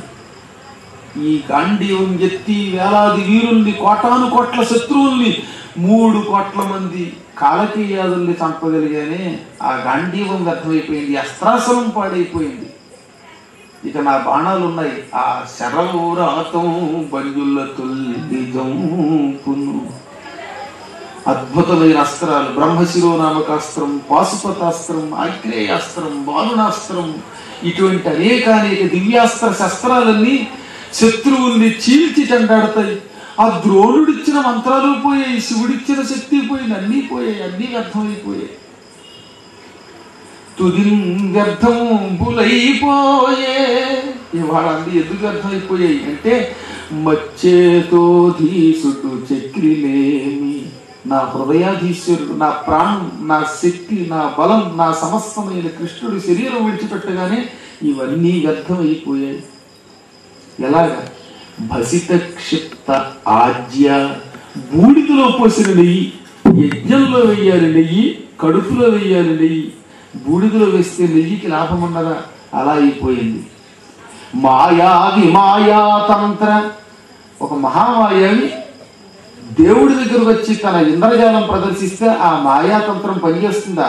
మాయావుల మాయలు అక్కడ పని చెయ్యవు. అలా మాయాలు మాయాతంత్రం నాశనం అయిపోయినట్టు అయిపోయింది. ఓషర భూమి బీజముల మర్యాదను, మరుస్థలంలో అంటే చవిటి నేలలో వేసిన బీజం, ధాన్యం మంచి పంట పొలంలో వేస్తే పండుతుంది, కానీ చవిటి నేలలో వేస్తే ఆ విత్తనాలు పాడైపోతాయి కదా. ఎడారిలో నాటితే మొక్కలు పండుతాయా, పెరుగుతాయా? అలా అయిపోయాయి. నిమేషం, ఒక్క నిమిష కాలంలో మొత్తం అంతా వ్యర్థం అయిపోయింది. నా శక్తి నిర్వీర్యం అయిపోయింది. ఇలా అయిపోయానని అన్నా. దారిలో నేను వస్తున్నాను, కృష్ణుడు శరీరం విడిచిపెడితే ఏడుస్తూ ఆ శరీరాన్ని దహనం చేద్దామంటే అది కళ్ళకి కనపడకుండా ఆకాశంలోకి ఎగిరిపోయింది. మహానుభావులు నశించిపోయారు. కృష్ణుడి భార్యలందరినీ వెంట పెట్టుకుని హస్తినాపురానికి తీసుకొస్తున్న దొంగలు, పనికి మారిన దొంగలు, కిరాతకులు, ముచ్చుమోకలు నా మీద పడ్డారు. వాళ్ళని జయించి కృష్ణుడి భార్యల్ని, మనవల్ని, మనవరాళ్ళని అందరినీ రక్షిద్దాం అనుకుంటూ ఉంటే నేను నా ఇల్లు ఎత్తలేకపోయాను, నా బాణాలు ఎత్తలేకపోయాను, మంత్రతంత్రాలు మర్చిపోయాను, అస్త్రాలు మర్చిపోయాను. వాళ్ళు నన్ను కొట్టేసి నా కళ్ళ ముందు ఆడవాళ్ళని ఎత్తుకుపోయారు, బలాత్కరించి ఎత్తుకుపోయారు, డబ్బులు ఎత్తుకుపోయారు, కొట్టేశారు. ఎంతో మంది ఆడవాళ్ళని ఎత్తుకుపోతూ ఉంటే అలా ఉండిపోయాను. అతి కష్టం మీద కొద్ది మందిని రక్షించగలిగాను. అన్నయ్య, ఇది కృష్ణుడు లేకపోతే నా శరీరం ఇంతకాలం నేనేదో మహాపరాక్రమవంతుడిని, విక్రమోపేతుడిని అనుకున్నాడు. ఆ విక్రమ క్రమం అంతా వ్యర్థమైపోయింది. ఇంకా మనం బ్రతకడం ఎందుకు? ఇక ఆ కృష్ణుడు లేకపోతే నేను బ్రతకలేను. నా శరీరం అంతా గగురు పొడుస్తున్నది, చేతులు వణుకుతున్నాయి, గుండెకాయ మొత్తం కలచి వేయబడుతున్నది. అస్తమాటు కృష్ణ అని ఆయన్నే పిలుస్తున్నట్టు, నాయన అర్జున అన్నట్టు కనపడుతోంది. యుద్ధరంగంలో అనుక్షణం నన్ను ఎన్నో పర్యాయాలు కష్టాల నుంచి గట్టెక్కించిన కృష్ణుడి ఆ మాటలు, ఆ పాటలు అవన్నీ గుర్తుకొస్తున్నాయి. అన్నా, అందుకే ఏడుస్తున్నాను అని పరిపరి విధాలుగా చెప్పి ఏడుస్తూ ఉంటే అర్థమైపోయింది ధర్మరాజు గారికి. నాయన అర్జున, ఇక మనకి ఈ భూమితో సంబంధం పోయింది అన్నాడు. సరిగ్గా అలాగే జరిగింది. ఏ దినమున వైకుంఠుడు మేదినిపై దాల్చినట్టి మేలు విడచినాడ, ఆ దినమున అశుభ ప్రతిపాదకమగు కలియుగంబు ప్రాప్తం వై. ఈనాడు శ్రీకృష్ణ పరమాత్ముడు భూమి మీద తాను అవతరించిన ఈ శరీరాన్ని తాను విడిచిపెట్టేశాడు. ఇంకా భూమి మీదకి నేను వచ్చిన పని అయిపోయింది అనుకున్నాడు. కృష్ణావతారాన్ని విడిచిపెట్టేశాడు. అవతారం విడిచిపెట్టి వైకుంఠానికి వెళ్ళిపోవడంతో సమస్త లోకాలలో అశుభాన్ని వ్యాపింపచేసే పరమ నీచుడు, భార్యాభర్తల్ని విడదీసేవాడు, కన్న తల్లిదండ్రుల్ని చంపించేవాడు, డబ్బు కోసం అన్నదమ్ముల మధ్య తగాదా పెట్టేవాడు, నీచాతి నీచుడు, మద్యం వంటి సప్త వ్యసనాలు మనుషులలో రేకెత్తించేవాడైన కలిపురుషుడు ప్రవేశించాడు. అశుభ ప్రతిపాదకుడు కలిపురుషుడు చేశాడు. ధర్మరాజు గారు సోదరుల్ని పిలిచాడు. చూడండి, ఆ వైపు ఇంట్లో భార్యాభర్తలు కొట్టుకుంటున్నారు ఈ మధ్యన, ఈ వైపు తల్లిదండ్రుల్ని మెడపట్టి ఇంట్లోంచి గెంటేస్తున్నారు, అక్కడ చిన్నపిల్లలు తల్లిదండ్రుల్ని తిడుతున్నారు, ఇక్కడ స్త్రీలు పబ్లిక్ గా అందరూ చూస్తూ ఉండగా భర్తలు ఎదురుగుండా పరపురుషులతో విచ్చలవిడిగా తిరుగుతున్నారు. ఇది ధర్మరాజు అన్నమాట, ఇంకోడు కాదు. ఇప్పుడు మనం కళ్ళారా చూస్తున్నాం. తమ్ముళ్ళలారా, పౌరులారా, స్త్రీలలో ఎంత మార్పు వచ్చిందో చూడండి. చక్కగా బట్టలు వేసుకునే వాళ్ళంతా బెత్తడి గుట్టలు వేసుకు తిరుగుతున్నాడు. అంటే అప్పుడే మొదలైందనమాట ఈ చున్నీలు గిన్నీలు, నానా చెత్త చెదారు, ఈ డిస్కో డాన్సులని, ఢీ అని పాటలు. ఎంత జుగుప్సాకరంగా ఉందంటే, వీళ్ళేమో ఇలా బట్టలు వేసుకు తిరుగుతుంటే ఎంత గొప్పవాడైనా ఇంద్రియ నిగ్రహం కోల్పోయి వాళ్ళ వెంటబడికి ఏమవుతాడు, ఆ పడిన తర్వాత జీవితాలు ఏమైపోతున్నాయి. ఎక్కడ చూసినా పబ్బులు, క్లబ్బులు, ఇవి జబ్బులు ఇవాళ మనకి. ఇంకా హైదరాబాద్ మొదలైన వాళ్ళు చెప్పేక్కర్లా. అమెరికా బీచ్ల్లో దృశ్యాలు ఇవాళ ఇక్కడికి వచ్చేసాయి. ఏదో అమెరికా అంటే వాళ్ళు మొదటి నుంచి పాశ్చాత్య సంస్కృతి. అక్కడ పసిఫిక్ మహాసముద్రం, లాస్ ఏంజల్స్ దగ్గర ఉన్న బీచ్లో ఇంతే గొడ్లు కట్టుకుంటారు ఆడమగా. ఒకళ్ళు పడుగు తిరుగుతూ ఉంటారు. ఆ గొడ్డల మధ్యలో నా కొట్టి వాడిన పంచాకండు వేసి పెడుతుంటే వాడు ఎగాదిగా వెంత పశువులు చూసినట్టు అనమాట. నాగరికులు ఇంకా మనం అనాగరికులు అంటే బట్టలు కట్టుకుంటే వాళ్ళు నాగరికులు అనమాట. ఒళ్ళు తచ్చుకోకుండా పనిచేస్తారు అక్కడ. అంటే అసలు ఒంటిగా ఏ బట్ట ఉండదు అనమాట. అది ఇంకా పొదుపు చేయండో అంటారు గవర్నమెంట్ వాళ్ళు. బట్టల విషయంలో చాలా పొదుపుగా ఉన్నారు వాళ్ళు. నేను నిజం చెబుతున్నా, ఉన్న విషయంలో మొహమాట లేకుండా చెప్పడమే నాకున్న లక్షణం. అక్కడ లోకల్ ఫ్లైట్లు ఎన్నో ఫ్లైట్లు ఎక్కే దిగా నేను పద్యంలో ఆ మాట కూడా రాశా. కారులనెక్కినాను, హెలికాప్టరులను విహరించినాను, పలుమారులు 1000 మైళ్ళు విమానములను పయనించినాను అని. ఎన్నో మార్లు 1000 మైళ్ళు విమానాల్లో ప్రయాణించా. ఆ ప్రయాణించినప్పుడు అక్కడో సీటు ఇక్కడో సీటు, ఆ 2 చోట్ల 2 ఆడవాళ్ళు ఇలా ఇంతే గొడ్డలతో కూర్చున్నారు, మధ్యలో నాకు సీటు. ఇప్పుడు నేను నా పరిస్థితి చూడండి. ఇటు చూస్తే ఏం ప్రమాదం, ఇటు చూస్తే ఏం ప్రమాదమో, దిక్మాల గొడవ. కిందకి చూద్దామని సరదా, ఏది విండో సీట్ అంటే సరదా, కొంతమందికి అదో సరదా ఉంటూ ఉంటుంది. మేము చూస్తే వీళ్ళు చూస్తే గొడ్డలు, ఆ దృశ్యం చూస్తే భయం. పొరపాటున మనం నిద్రలో చెయ్యేసామంటే ఏం గొడవ వస్తుందో. ఇక అక్కడి నుంచి ఏ టీవీ వాడు వచ్చి మీద వస్తాడు, ఇదో గొడవ. ఈ మధ్యన అమెరికా పెడితే ఇదో గొడవ. అంచేత ఇంత జాగ్రత్త. కత్తి మీద సౌండ్ నేను చెప్పేది పురుషులకి, స్త్రీలకి తగ్గలేదు. వాళ్ళకి ఎలా తిరిగినా అక్కడ అమెరికాలో ఆ ఇబ్బంది లేదు, అలా ఉంది అక్కడ. అటువంటి దృశ్యాలు కూడా ఉంటాయి. అయినా ఎక్కడికి వెళ్ళినా దైవానుగ్రహంతో చక్కగా ఉపన్యాసాలు చెప్పుకుని హాయిగా ఉపరి సన్యాసంతో బయటపడాలి. ఇది సాధన అంటే. అదో పక్కన పెట్టండి. ఎందుకు చెబుతున్నానంటే ధర్మరాజు అంటున్నాడు, భార్యాభర్తల వచ్చి సంబంధాలు క్షీణించేయి, స్త్రీలలో మార్పు వచ్చేస్తోంది, పురుషుల్లో మార్పు వస్తున్నది, అన్ని చోట్ల విచిత్రంగా ఉంది. పంటలు లేవు, ఇళ్ళు పగిలిపోతున్నాయి, మన కళ్ళు చెమరుస్తూ ఉన్నాయి, అన్ని రకాలుగా సమస్త జీవులలో మార్పులు వస్తున్నాయి. రాళ్ళు, చెట్లు, గొట్టలు, పుట్టల్లో కూడా వికృతి వచ్చేస్తున్నది. గజములు, ఈ గజములు మెన్నక మృగ్గుచునుండి, ఏనుగులు కూడా ఇలా కిందకి పడిపోయి కన్నీళ్లు కారుస్తున్నాయి. దగ్ధములైనట్టుల సమ్యక్ ధైర్యములెడలై మండెల ఆయుధ చెయ్యములు దిగ్ధోమం దశగే అసందిగ్ధము అన్నాడు ఆయన. మనస్సులో ఉన్న ధైర్యం పోతున్నది. ఆయుధాలు, కత్తులు ఉంటాయా, కత్తులు వాటంతా మండిపోతున్నాయిట. ఏదైనా కత్తిని పదులు పెడితే అందులోంచి తుప్పు రాలి మంట రావాలి. ఆయుధాల గోడలకు పెట్టిన కత్తులు మండిపోతున్నాయిట. అందుకని ఏమంటున్నాడు, మండే ఆయుధ చెయ్యములు దిగ్ధూమం బెసగే. ఏ వైపు చూసినా దిక్కుల్లో పొగొచ్చేస్తోంది. ఆ పొగ రావడం అపశకునం, దీనివల్ల ఇక మనం ఉండకూడదు అని వెంటనే అనిరుద్ధుడు అని కృష్ణుడి మునిమనవుడు ఉన్నాడు. కృష్ణుడి కొడుకు ప్రద్యుమ్నుడు, ప్రద్యుమ్నుడి కొడుకు అనిరుద్ధుడు, ఆ అనిరుద్ధుడి కొడుకు వజ్రుడు. ఆ వజ్రుడు అనేవాడిని మధురా నగరానికి రాజు చేశాట, ద్వారకు పోయింది కనుక. ఇంకా అభిమన్యుడి కొడుకు పరీక్షిత్తుని పిలిచాడు. ఆ పరీక్షిత్తుని సింహాసనం మీద కూర్చోబెట్టాడు. ఇక్కడ కూడా చిన్న విషయం ఉన్నది, మనం అది కూడా భాగవతంలోనే ప్రథమ స్కంధంలోది. పరీక్షిత్తు ఎంత కాపాడినా పుట్టి పుట్టగానే చచ్చే పుట్టాడు మళ్ళీ ఆ అస్త్రం వల్ల. అలా చచ్చి పుట్టగానే ఉత్తర కుంతి, సుభద్ర అందరూ కృష్ణ కృష్ణ కృష్ణ, కుర్రాడు చచ్చి పుట్టాడు, మాడిపోయాడు, నువ్వు రక్షిస్తానన్నావు, రక్షించమన్నారట. అప్పుడు కృష్ణుడు చిరునవ్వు నవ్వుతూ, అది చావు కాదు, వాడు కడుపులో ఉండగా బ్రహ్మశిరో నామకాస్త్రంతో దగ్ధమయ్యాడు, నేను ఇచ్చిన మాట నిలబెట్టుకు రక్షిస్తానని ఎడంకాలి బొటన వేలు బొడ్డు మీద పెట్టి ఇలా రాయిగానే వాడిలో చైతన్యం వచ్చింది. వాడు బతికట. బ్రతకగానే వాడు ఇలా దిక్కులు చూశాడు. నేను కడుపులో ఉండగా శంఖచక్ర గదా పద్మాలు ధరించి నన్ను రక్షించిన భగవంతుడు ఎక్కడున్నాడా అని పరీక్షించి చూడటం వల్ల పరీక్షిత్తయ్యాడు. రెండవది, పరీక్షీణములైన ప్రాణములతో, అంటే పోయిన ప్రాణములతో పుట్టాడు, మళ్ళీ బతికాడు కాబట్టి పరీక్షిత్తయ్యాడు. అటువంటి పరీక్షిత్తుకి జ్యోతిష్కులు వచ్చి ఇతని జాతకం ఏమిటో లెక్కేశారట. వీడికి 6 ఇది ఉన్నాడు, 7 ఇది ఉన్నాడు అంటూ ఉంటే ధర్మరాజు అన్నాడు 5 ఉన్నాడు, 4 ఉన్నాడు అంటే మాకు మతో వస్తున్నాం. ఈ జ్యోతిష్కుడికి పెంచండి, చక్కగా శుభ్రంగా వీడి లేడు బతుకుతాడు చెప్పరు.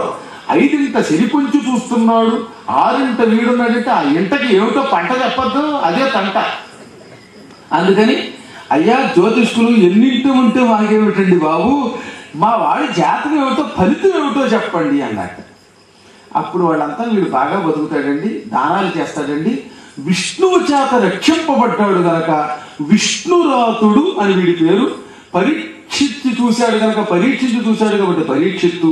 పరీక్షణ ప్రాణాలతో పుట్టాడు కాబట్టి కూడా పరీక్షిత్తు అనబడతాడు. ఇతడు కలిపురుషుణ్ణి నిగ్రహిస్తాడు. 60 సంవత్సరాలు బ్రతుకుతాడు. షష్ఠి పూర్తయ్యాక ఒక బ్రాహ్మణ శాపానికి గురై తక్షకుడిని పాము వల్ల తస్తాడు. అంత పేరు వస్తుంది అనగా నాకు పేరు గురించి కాదు, వీడు ఎలా చస్తాడన్నది కాదు, ఏతడికి మా కృష్ణుడి మీద భక్తి ఉంటుందని అడిగాడు. ఆశ్చర్యం. అది ధర్మరాజు. ఈ పెన్నాతడు తొంటి వీరుల వల్ల ఈ చిన్న కుర్రాడు మా పూర్వుల్లాగే వాసుదేవ భక్తితో ఉంటాడా? మేమందరం కృష్ణ కృష్ణ అని తలుచుకునే బతికి బట్ట కట్టాను. కృష్ణ భక్తి లేకపోతే వాడికి ఎంత శక్తి ఉంటే వేస్ట్, కాబట్టి చెప్పండి అనగానే, అదేంటండి బాబు, అసలు ఇతనుకున్న కృష్ణ భక్తి మీకెక్కడ ఉంటుంది? వీడికి పోయే కాలం రాగానే కృష్ణ కృష్ణ అని 7 రోజుల పాటు భాగవతం మొత్తం వింటాడు, ఆ రకంగా శరీరం విడిచిపెడతాడు, ఎంతటి భగవద్భక్తుడు మరొకడు లేడు అని పేరు పొందుతాడు, మీకు హామీ ఇస్తున్నామన్నారు జ్యోతిష్కులు. అప్పుడు ఇచ్చేట వాళ్ళకి దక్షిణ ధర్మరాజు. అదిగో ఆ కుర్రాన్ని పరీక్షిత్తుని పిలిపించాడు. మళ్ళీ ఆ పరీక్షిత్తుకి పెళ్లి చేయాలి కదా, మరి చకచక ఇవన్నీ పనులు పూర్తి చేసుకోవాలి, ఏమీ లేకుండా వెడితే అధర్మం వస్తుంది. అందుకని పరీక్షిత్తుకి సింహాసనం మీద పట్టాభిషేకం చేసే ముందు ఉత్తరుడికి ఒక కూతురు ఉంది.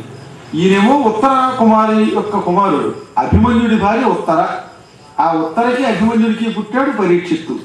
ఈ ఉత్తరకి అన్నగారు ఉత్తర కుమారుడు ఉన్నాడు, మీరంతా చూశారుగా నర్తనశాలలో వాటిలో బాబాయ్ బాబాయ్ అని పారిపోతాడు రేలంగి. నిజానికి రేలంగి అంత పని తిరిగేవాడు కాదు, కానీ ఇంతకీ అలాంటి ఆ ఉత్తర కుమారుడు ఉన్నాడే, ఉత్తర కుమారుడు, వాడికి ఒక కూతురు ఉంది, ఆవిడ పేరు ఇరావతి. ఆ ఇరావతి అనే మత్తకాసిని మంచి సుందరీమణి పతివ్రత, బాగా అందంగా ఉండేది. ఆవిడ పట్టుకొచ్చి ఇచ్చారు. మేనరికం ఆ రోజుల్లో పక్కా చోటుకి వెళ్ళేవారు కదనమాట. అయ్యా డాక్టర్ గారు, ఐదు సంబంధం చేసుకుంటే ఇంట్లో సుఖంగా ఉండొచ్చు,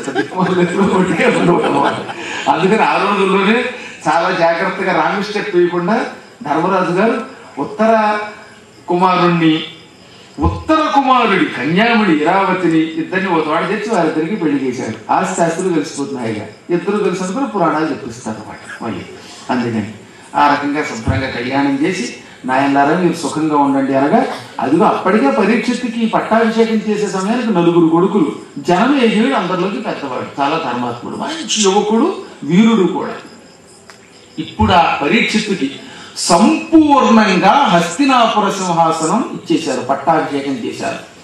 500 నదుల నీళ్లు, 4 సముద్రాల నీళ్లు తెప్పించాడు. కృపాచార్యుడిని గురువుగా చేశారు ఆయనకి. ఆయన ద్వారా పరీక్షిత్తు విద్యలు అభ్యసించాడు.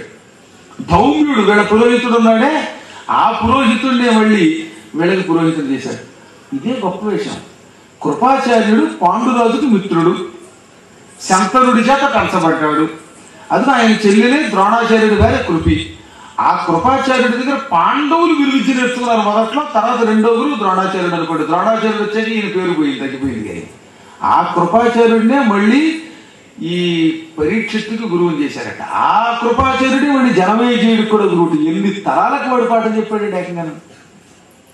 జనమేజయుడి తర్వాత మాత్రం ఆయన హిమాలయాలకు వెళ్ళిపోయాడు. ఇంకెవరికి ఆయన ధనుర్విద్య నేర్పల.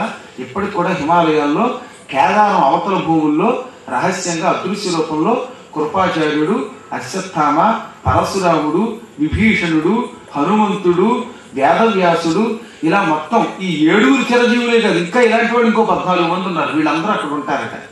రాత్రిపూట అక్కడ వేద పఠనం చేస్తారట.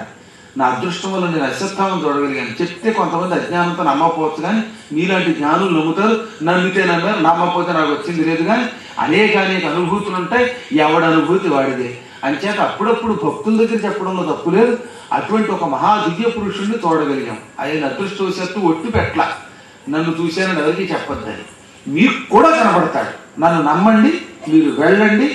హిమాలయ పర్వతాలలో కేదారంలో శివాలయం దాటి 1 కిలోమీటర్ వెళ్ళాలి. కొంచెం చలి కష్టం, పగటిపోటే వెళ్ళండి, రాత్రి వెళ్ళలేము. కొంచెం కష్టపడి అక్కడికి వెళ్ళగలిగితే, లేదా నన్ను తీసుకెళ్తే నేను మిమ్మల్ని తీసుకెళ్తా అక్కడికి కొన్ని చోట్లకి. నేను నడుస్తా, మీరు నడవాలి. కాకపోతే అంటే కష్టం. అక్కడ బాగా పల్లోకం కోట్లు, ఇంతంత కోట్లు వేసుకు తిరగాలి. ఆ మాత్రం డబ్బులు ఖర్చు పెట్టలేదు ఇట్లా కోసం తీసుకెళ్తే చక్క. నిజంగా చెబుతున్నాను, మనస్ఫూర్తిగా చెబుతున్నాను, ఆ పరమాత్ముడి అనుగ్రహం వల్ల మనందరికీ అనుభూతులు కలుగుతాయి. ప్రతి వ్యక్తి పరమాత్మ స్వరూపుడే, ఇందులో ప్రతి జీవి కారణజన్ముడే. కాబట్టి వినగలుగుతున్నారు. కొంచెం సాధన ఎక్కువ చేయాలంతే తప్ప. ఈ సృష్టిలో, నా దృష్టిలో ఎవడు వ్యర్థజీవి లేడు. ఎవడైనా వ్యర్థజీవి ఇతరులు అనుకుంటే వాడు వ్యర్థజీవిట. ఎందుకంటే భగవంతుడు అసలు వ్యర్థమైన వస్తువులు సృష్టించాల. పనికి మాలింది అనుకున్న మొక్కలో కూడా ఔషధ గుణాలు పెడతాడండి ఆయన. ఎందుకు పనికిరాలు వీళ్ళు అనుకున్న 10th క్లాస్ వాళ్ళు రుక్మిణీ కళ్యాణం చదవగలుగుతారు, ఇంతంత వైరులు తయారు చేసి విదేశాలకు పంపించగలుగుతారు. ఇది భగవంతుడి సృష్టి యొక్క రహస్యం. ఇంకా ఎన్నెన్నో విశేషాలు ఉన్నాయి అక్కడ. అక్కడ ఉంటారు వీళ్ళని చెప్పడానికి ఆ మాట చెబుతున్నా. అటువంటి కృపాచార్యుని అక్కడ పెట్టాడు. ఆ తరువాత ఇక ఈయన మహాప్రస్థానానికి బయలుదేరాడు. ఇది లాస్ట్ అండ్ ఫైనల్ అన్నమాట. ధర్మరాజు గారు బయలుదేరిపోయి ముందుగా ధర్మరాజు, ఆ తర్వాత భీముడు, భీముడి వెనుక అర్జునుడు, అర్జునుడి వెనుక ద్రౌపది, ద్రౌపది వెనుక నకుల సహదేవుడు. ఇలా ఉన్నారు ఆర్డర్లో. నించేటంటే కొంతమంది ముందు కొంతమంది వెనక ఉంటే కానీ ద్రౌపది స్త్రీ కనుక. ధర్మరాజు గారు ఎవరిని పెంచడు, కానీ కుక్క వచ్చింది ఎక్కడి నుంచో ఆయన వెంటబడిందిట. పోలే రాబోయే కుక్కారం మిస్టర్ సునకారం అన్నాడు. సునకారవో సునికి మొత్తం సునివో తెలియదు, అవన్నీ ఎవడు పరీక్షించగలరు. ఇప్పుడు మొత్తం మీద కుక్క కూడా వెంటబడింది. ఇలా వెడుతున్నారు వాళ్ళు. అర్జునులందరికీ ఇవ్వవలసిన దానాలు ఇచ్చేశాడు ఆయన. సంతోషంతో దాన ధర్మాలు చేసి ఇక మహాప్రస్థానానికి హిమాలయాలకు. ఇదంతా కూడా కేదారం దగ్గర నుంచే. శంకరాచార్యులు, పాండవులు ఇలాంటి వాళ్ళందరూ కేదారం నుంచే వెళ్ళిపోయారు, హిమాలయాల్లో కలిసిపోయారు. ఆ పైకి వెళితే ఇంకేం కనపడదు, కటిక మంచు అనమాట. అక్కడికి వస్తాడు ఇంద్రుడు, అక్కడ దాకా వెళ్ళగలిగితే. ఈలోపు వెళ్ళిపోతారు చాలా మంది. ఆ వెడుతూ ఉంటే దారిలో హఠాత్తుగా ద్రౌపదీదేవి కళ్ళు తిరిగి కింద పడిపోయింది. ఇక లేవలా. అన్నయ్య అన్నయ్యోయ్ అన్నాడు. వెనక్కి తిరగట్లా ధర్మరాజు. ఏమిటన్నట్టు భీముడిని. మన ఇల్లా సుందరీమణి ద్రౌపది, ఆవిడ లేకపోతే మనం ఉండలేం అని నువ్వు ఎంతో బాధపడేవాడు. వరకు పడిపోయింది అన్నయ్య అన్నట్ట. ఇదివరకైతే ఆయన బెంగెట్టు వెనక్కి తిరిగేవాడు. ఇప్పుడు అన్ని బంధాలు పోయాయి. నిరాకార నిర్వికల్ప నిరంజనుడు ఆయన. అందుకని అలాగా నాయన పడిపోయింది అన్నాడు. అదేమిటన్నయ్య, మనతో పాటు మోక్షానికి రాకుండా ఎందుకు పడిపోయింది అన్నాడు. నాయన, ప్రతి వ్యక్తిలో ఏదో ఒక లోపం ఉంటుంది. ఈ ద్రౌపదికి చిన్న లోపం ఉంది, అందుకే పడిపోయింది. ఏమిటో లోపం అంటే మత్స్యయంత్రాన్ని కొట్టినవాడు అర్జునుడు. అందుకని పాండవుల 5గురు భక్తులైన అందరినీ సమానంగా చూసిన కొంచెం ప్రేమ ఎక్కువ అర్జునుడు అంటే. చక్కెరకి వెళ్ళి అరటిపళ్ళు పట్టుకొచ్చి అర్జునుడికి 2 పళ్ళు ఎక్కువ పెట్టేది, చక్కెరవాడు ఒకటే పెట్టేది. అదనమాట రథ సమస్య. అందరికీ ఒక్క పంచే కండువా పెడితే అర్జునుడికి 2 పంచులు 2 కండువాలు పెట్టేది. అన్ని విషయాల్లో కొంచెం పట్టపాటు. ఓహో అదే అన్నాడు భీముడు. ఇంతలో నకులుడు పడిపోయాడు ఢామ్మని. అన్నయ్యో నకులుడు పడిపోయాడు అన్నాడు. వాడికి ఒకటి ఉంది అందగట్ట. పాండవులు ఇంకా అంత అందగట్ట మరొకటి లేడు. అందుకని అస్తమాట అర్థంలో పొద్దున సాయంత్రం దాకా దిక్మాలు కూడా ఇది ఒకటి. ఎంత గొప్పవాడికి అర్థం కనపడితే అనమాట. అందులో వెంటనే ఆ దిక్మాలు వేసి అర్థమైనా అదే తెల్లదనం కదా, పెన్సిల్ ఎట్టిలో రాసేయటం, ఆ జుట్టు దువ్వేయడం, 4 వెంట్రుకలు ఉంటే. ఇది ఒక బలహీనత. అర్థం చూస్తే తనను తాను చూసుకోవాలి, అందంగా ఉన్నాడు లేదో చూసుకోవాలని అనిపిస్తూ ఉంటుంది. నకులుడికి అస్తమాట అర్థం తెచ్చా అందగానే ఒక రకమైన గర్వం, ఆ సౌందర్య వ్యామోహం. ఖడ్గ విద్యా చాలనంలో ఆ నైపుణ్యం తనకున్నట్టు ఎవరికీ లేదని ఆయనకు అహంకారం. ఈ కారణాల చేత నకులుడు కూడా శరీరం విడిచిపెట్టేశాడన్నాడు. ఇంతలో అర్జున్ గారు కూడా పడిపోయారు. అన్నయ్యో అర్జున్ గారు పడిపోయాడు అన్నాడు. అనగానే హీరో అర్జున్ గారు ఎందుకు పడిపోయారో చెబుతున్నాను. ఆయనకి పెద్ద గర్వం. నా అంత ధనురు విద్యా నిపుణుడు లేడు, అసలు భారత యుద్ధం అంతా నా వల్లే జరిగింది అనుకుంటాడు ఆయన. ఆ అహంకారంతో ఆయన పడిపోయాడు. ఇప్పుడు తీరు పడిపోయాడు. అన్నయ్యో నేను పడిపోయాను, చచ్చిపోతాను అవోయ్ అన్నట్టు. వీరికి చెప్పడానికి యాంకర్ లేరు పక్కన. అంటే పక్కనేమో రాజేశ్వరి లేదు, లలిత లేదు, భారతీయ లేదు, ఇంకొక అమ్మాయి లేదు, సత్యరాజ్యం లేదు, లక్ష్మీరాజ్యం లేదు. అది పెద్ద సమస్య. అంటే దాంతో ఆయనే యాంకర్ అయిపోయి అన్నయ్య అన్నయ్య అంటుంటే ఆయన అదృష్టం శాతం మైక్ కొంచెం బాగా పనిచేసింది ఆ టైంలో. అందుకని చెప్పగలిగాడు, లేకపోతే వినబడుతుంది. అప్పుడు ఆయన అన్నాడు, తమ్ముడా భీమసేన, నువ్వెందుకు పడిపోయో చెప్తున్నా విను. నీకు నా అంత బలవంతుడు లేడు. పాండవులందరినీ భుజం మీద రక్షించాలి అక్క ఇంట్లోంచని, రాక్షసులందరినీ నేనే చంపానని, అన్నిటికీ మించి కౌరవులు 100 మందిని దుర్యోధనాదుల్ని నేనే చంపానని, ఇలా మొత్తం భారతంలో ప్రధాన పాత్రధారి నేనని, నీ దేహబలం మీద నీ భుజబలం మీద నీకు గర్వం ఎక్కువ, అందులో నువ్వు పడిపోయి ఉన్నట్ట. ఆయన పని అయిపోయింది. ఇక మిగిలింది ధర్మరాజు, ఆయన వెనకాతలు వస్తున్న ఒక్కగానొక్క కుక్క. ఎంతలో అక్కడి నుంచి ఆయన ముందుకు వెళ్ళాక ఓ దివ్య విమానంతో ఇంద్రుడు వచ్చాడు, మహేంద్రుడు వచ్చాడు. ధర్మరాజా ఇక్కడ దాకా ఎవరు రాలేరు. అలా వస్తే వాళ్ళు శరీరంతో స్వర్గానికి రావచ్చు. ఇక నువ్వు ఈ విమానంలో కూర్చుని నాతో పాటు శరీరంతో స్వర్గానికి వచ్చి అంటే అక్కడ దాకా బతికితే చాలు, వాడిని శరీరంతో స్వర్గానికి పట్టుకుపోతాడనమాట. నీకోసం ఈ దివ్య విమానం తెచ్చాను, ప్రదక్షిణ చేసి విమానం ఎక్కమన్నాడు. ఈయన అన్నాడు, మిస్టర్ కుక్కారావు ఎక్కన్నాడు. అనగానే ఇంద్రుడు పక్కపక్కనవి, కుక్కల్ని ఎక్కనివ్వమేమో, ఇది నీకోసమే. ఎందుకంటే భూలోకంలో అయితే విమానంలో కుక్క కూడా టికెట్ ఉందండి. పద్మాగర్ గారికి ఎంత టికెట్ అమెరికా వెళ్ళడానికి, కుక్క కూడా అంతే. రేపు జూన్ 28 ఏదైనా కుక్క నాతో పాటు వస్తే దానికి కూడా ఇంత ₹1,00,000 ఇవ్వాల్సిందే. మాటలేం కదా, టికెట్ ఉంది దానికి కూడా. అసలు మనకంటే కుక్కలకు చాలా సుఖం బాబు. కొన్ని సందర్భాల్లో కొన్ని కుక్కలు ఉంటాయి, వాటి వైభవం ఆహాహా. ఏసీ కారులో ఆ ఓనర్ గారు డ్రైవ్ చేస్తూ ఉంటే అది ఫ్రంట్ సీట్లో ఇలా కూర్చుంటుంది అంటే అప్పుడప్పుడు మనకి ఏసీ రాకపోవచ్చు. మీరంతా పాపం కుక్కలకు బదులుగా ఏదన్నా మామూలు దాంట్లో ప్రయాణం చేయాలంటే ఎండలో బస్సులో టిక్కెట్లు కొనుక్కొని కూడా. కానీ కోటీశ్వరుడింట్లో బొచ్చు కుక్కే పుడితేనా ఆ భాగ్యమే భాగ్యం. అలా దిక్కుమాలు కూడా కుక్కే కొట్టాలని కోరుకోవాలి, హాయిగా వాటర్ కోరుకోవాలి.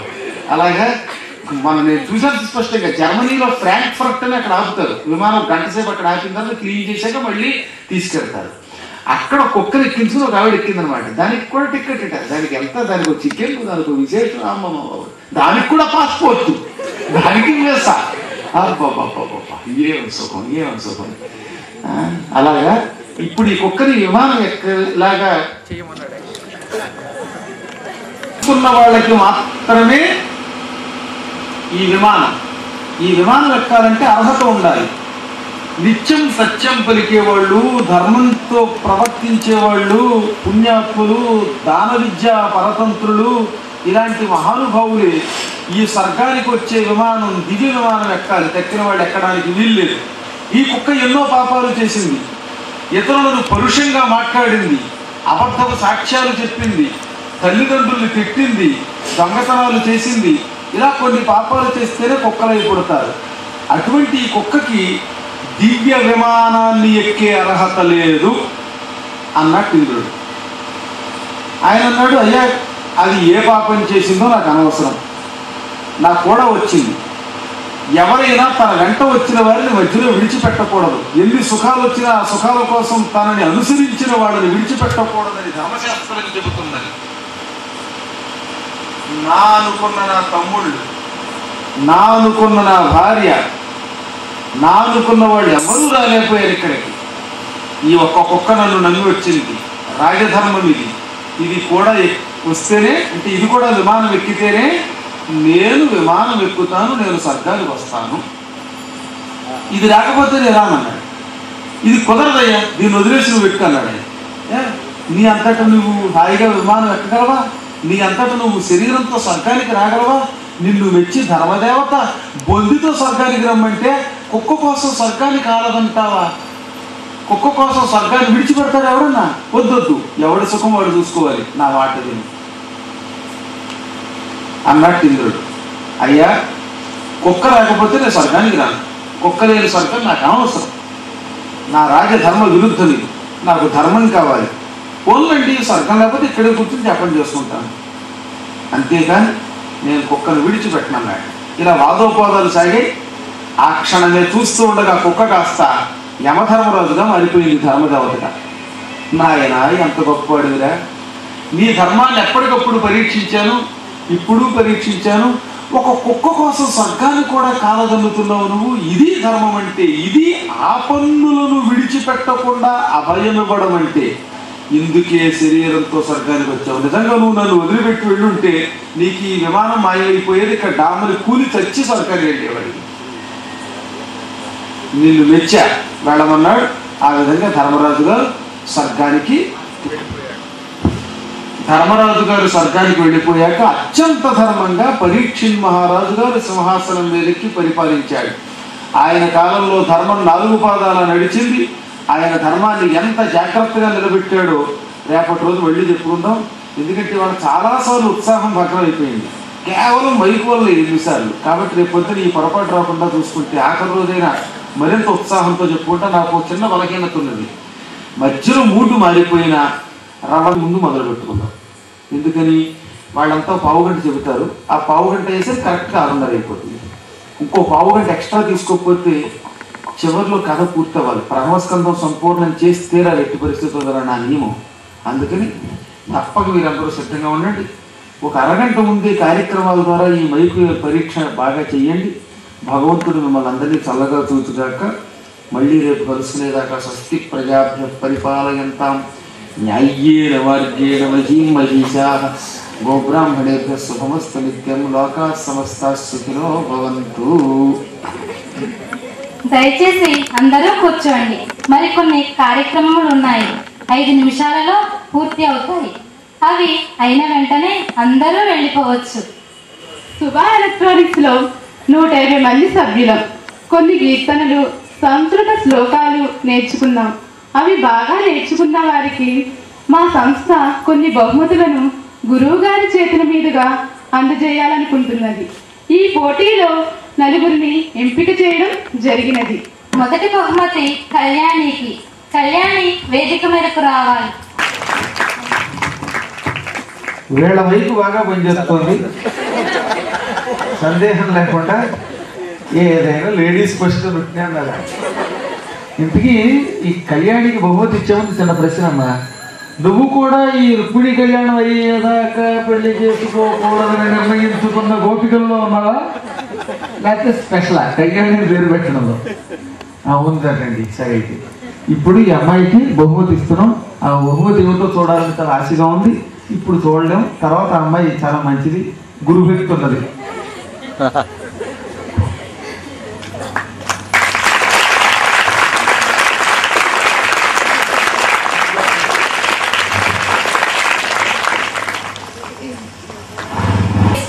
తను మా ఆఫీస్ ఇన్ఛార్జ్ కూడా.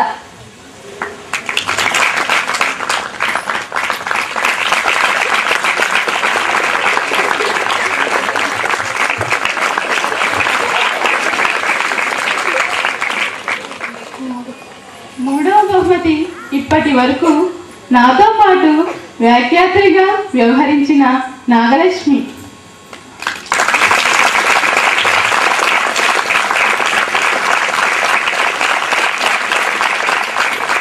నాలుగవ బహుమతి జ్యోతి.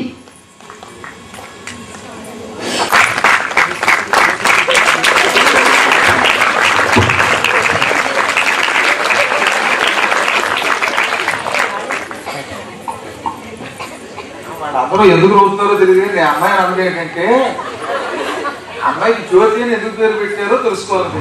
నువ్వు పుట్టినప్పుడు మీ నాన్నగారు ఏమైనా జ్యోతి ప్రజ్వలన చేశారా తల్లి అని అడిగాను. అందుకంటే లేదు. అమ్మాయి అవునండి అంది పాపం. అంచేత మీ అందరూ కూడా అలాగే నిత్యం జ్యోతి ప్రజ్వలన చేయకూడదు.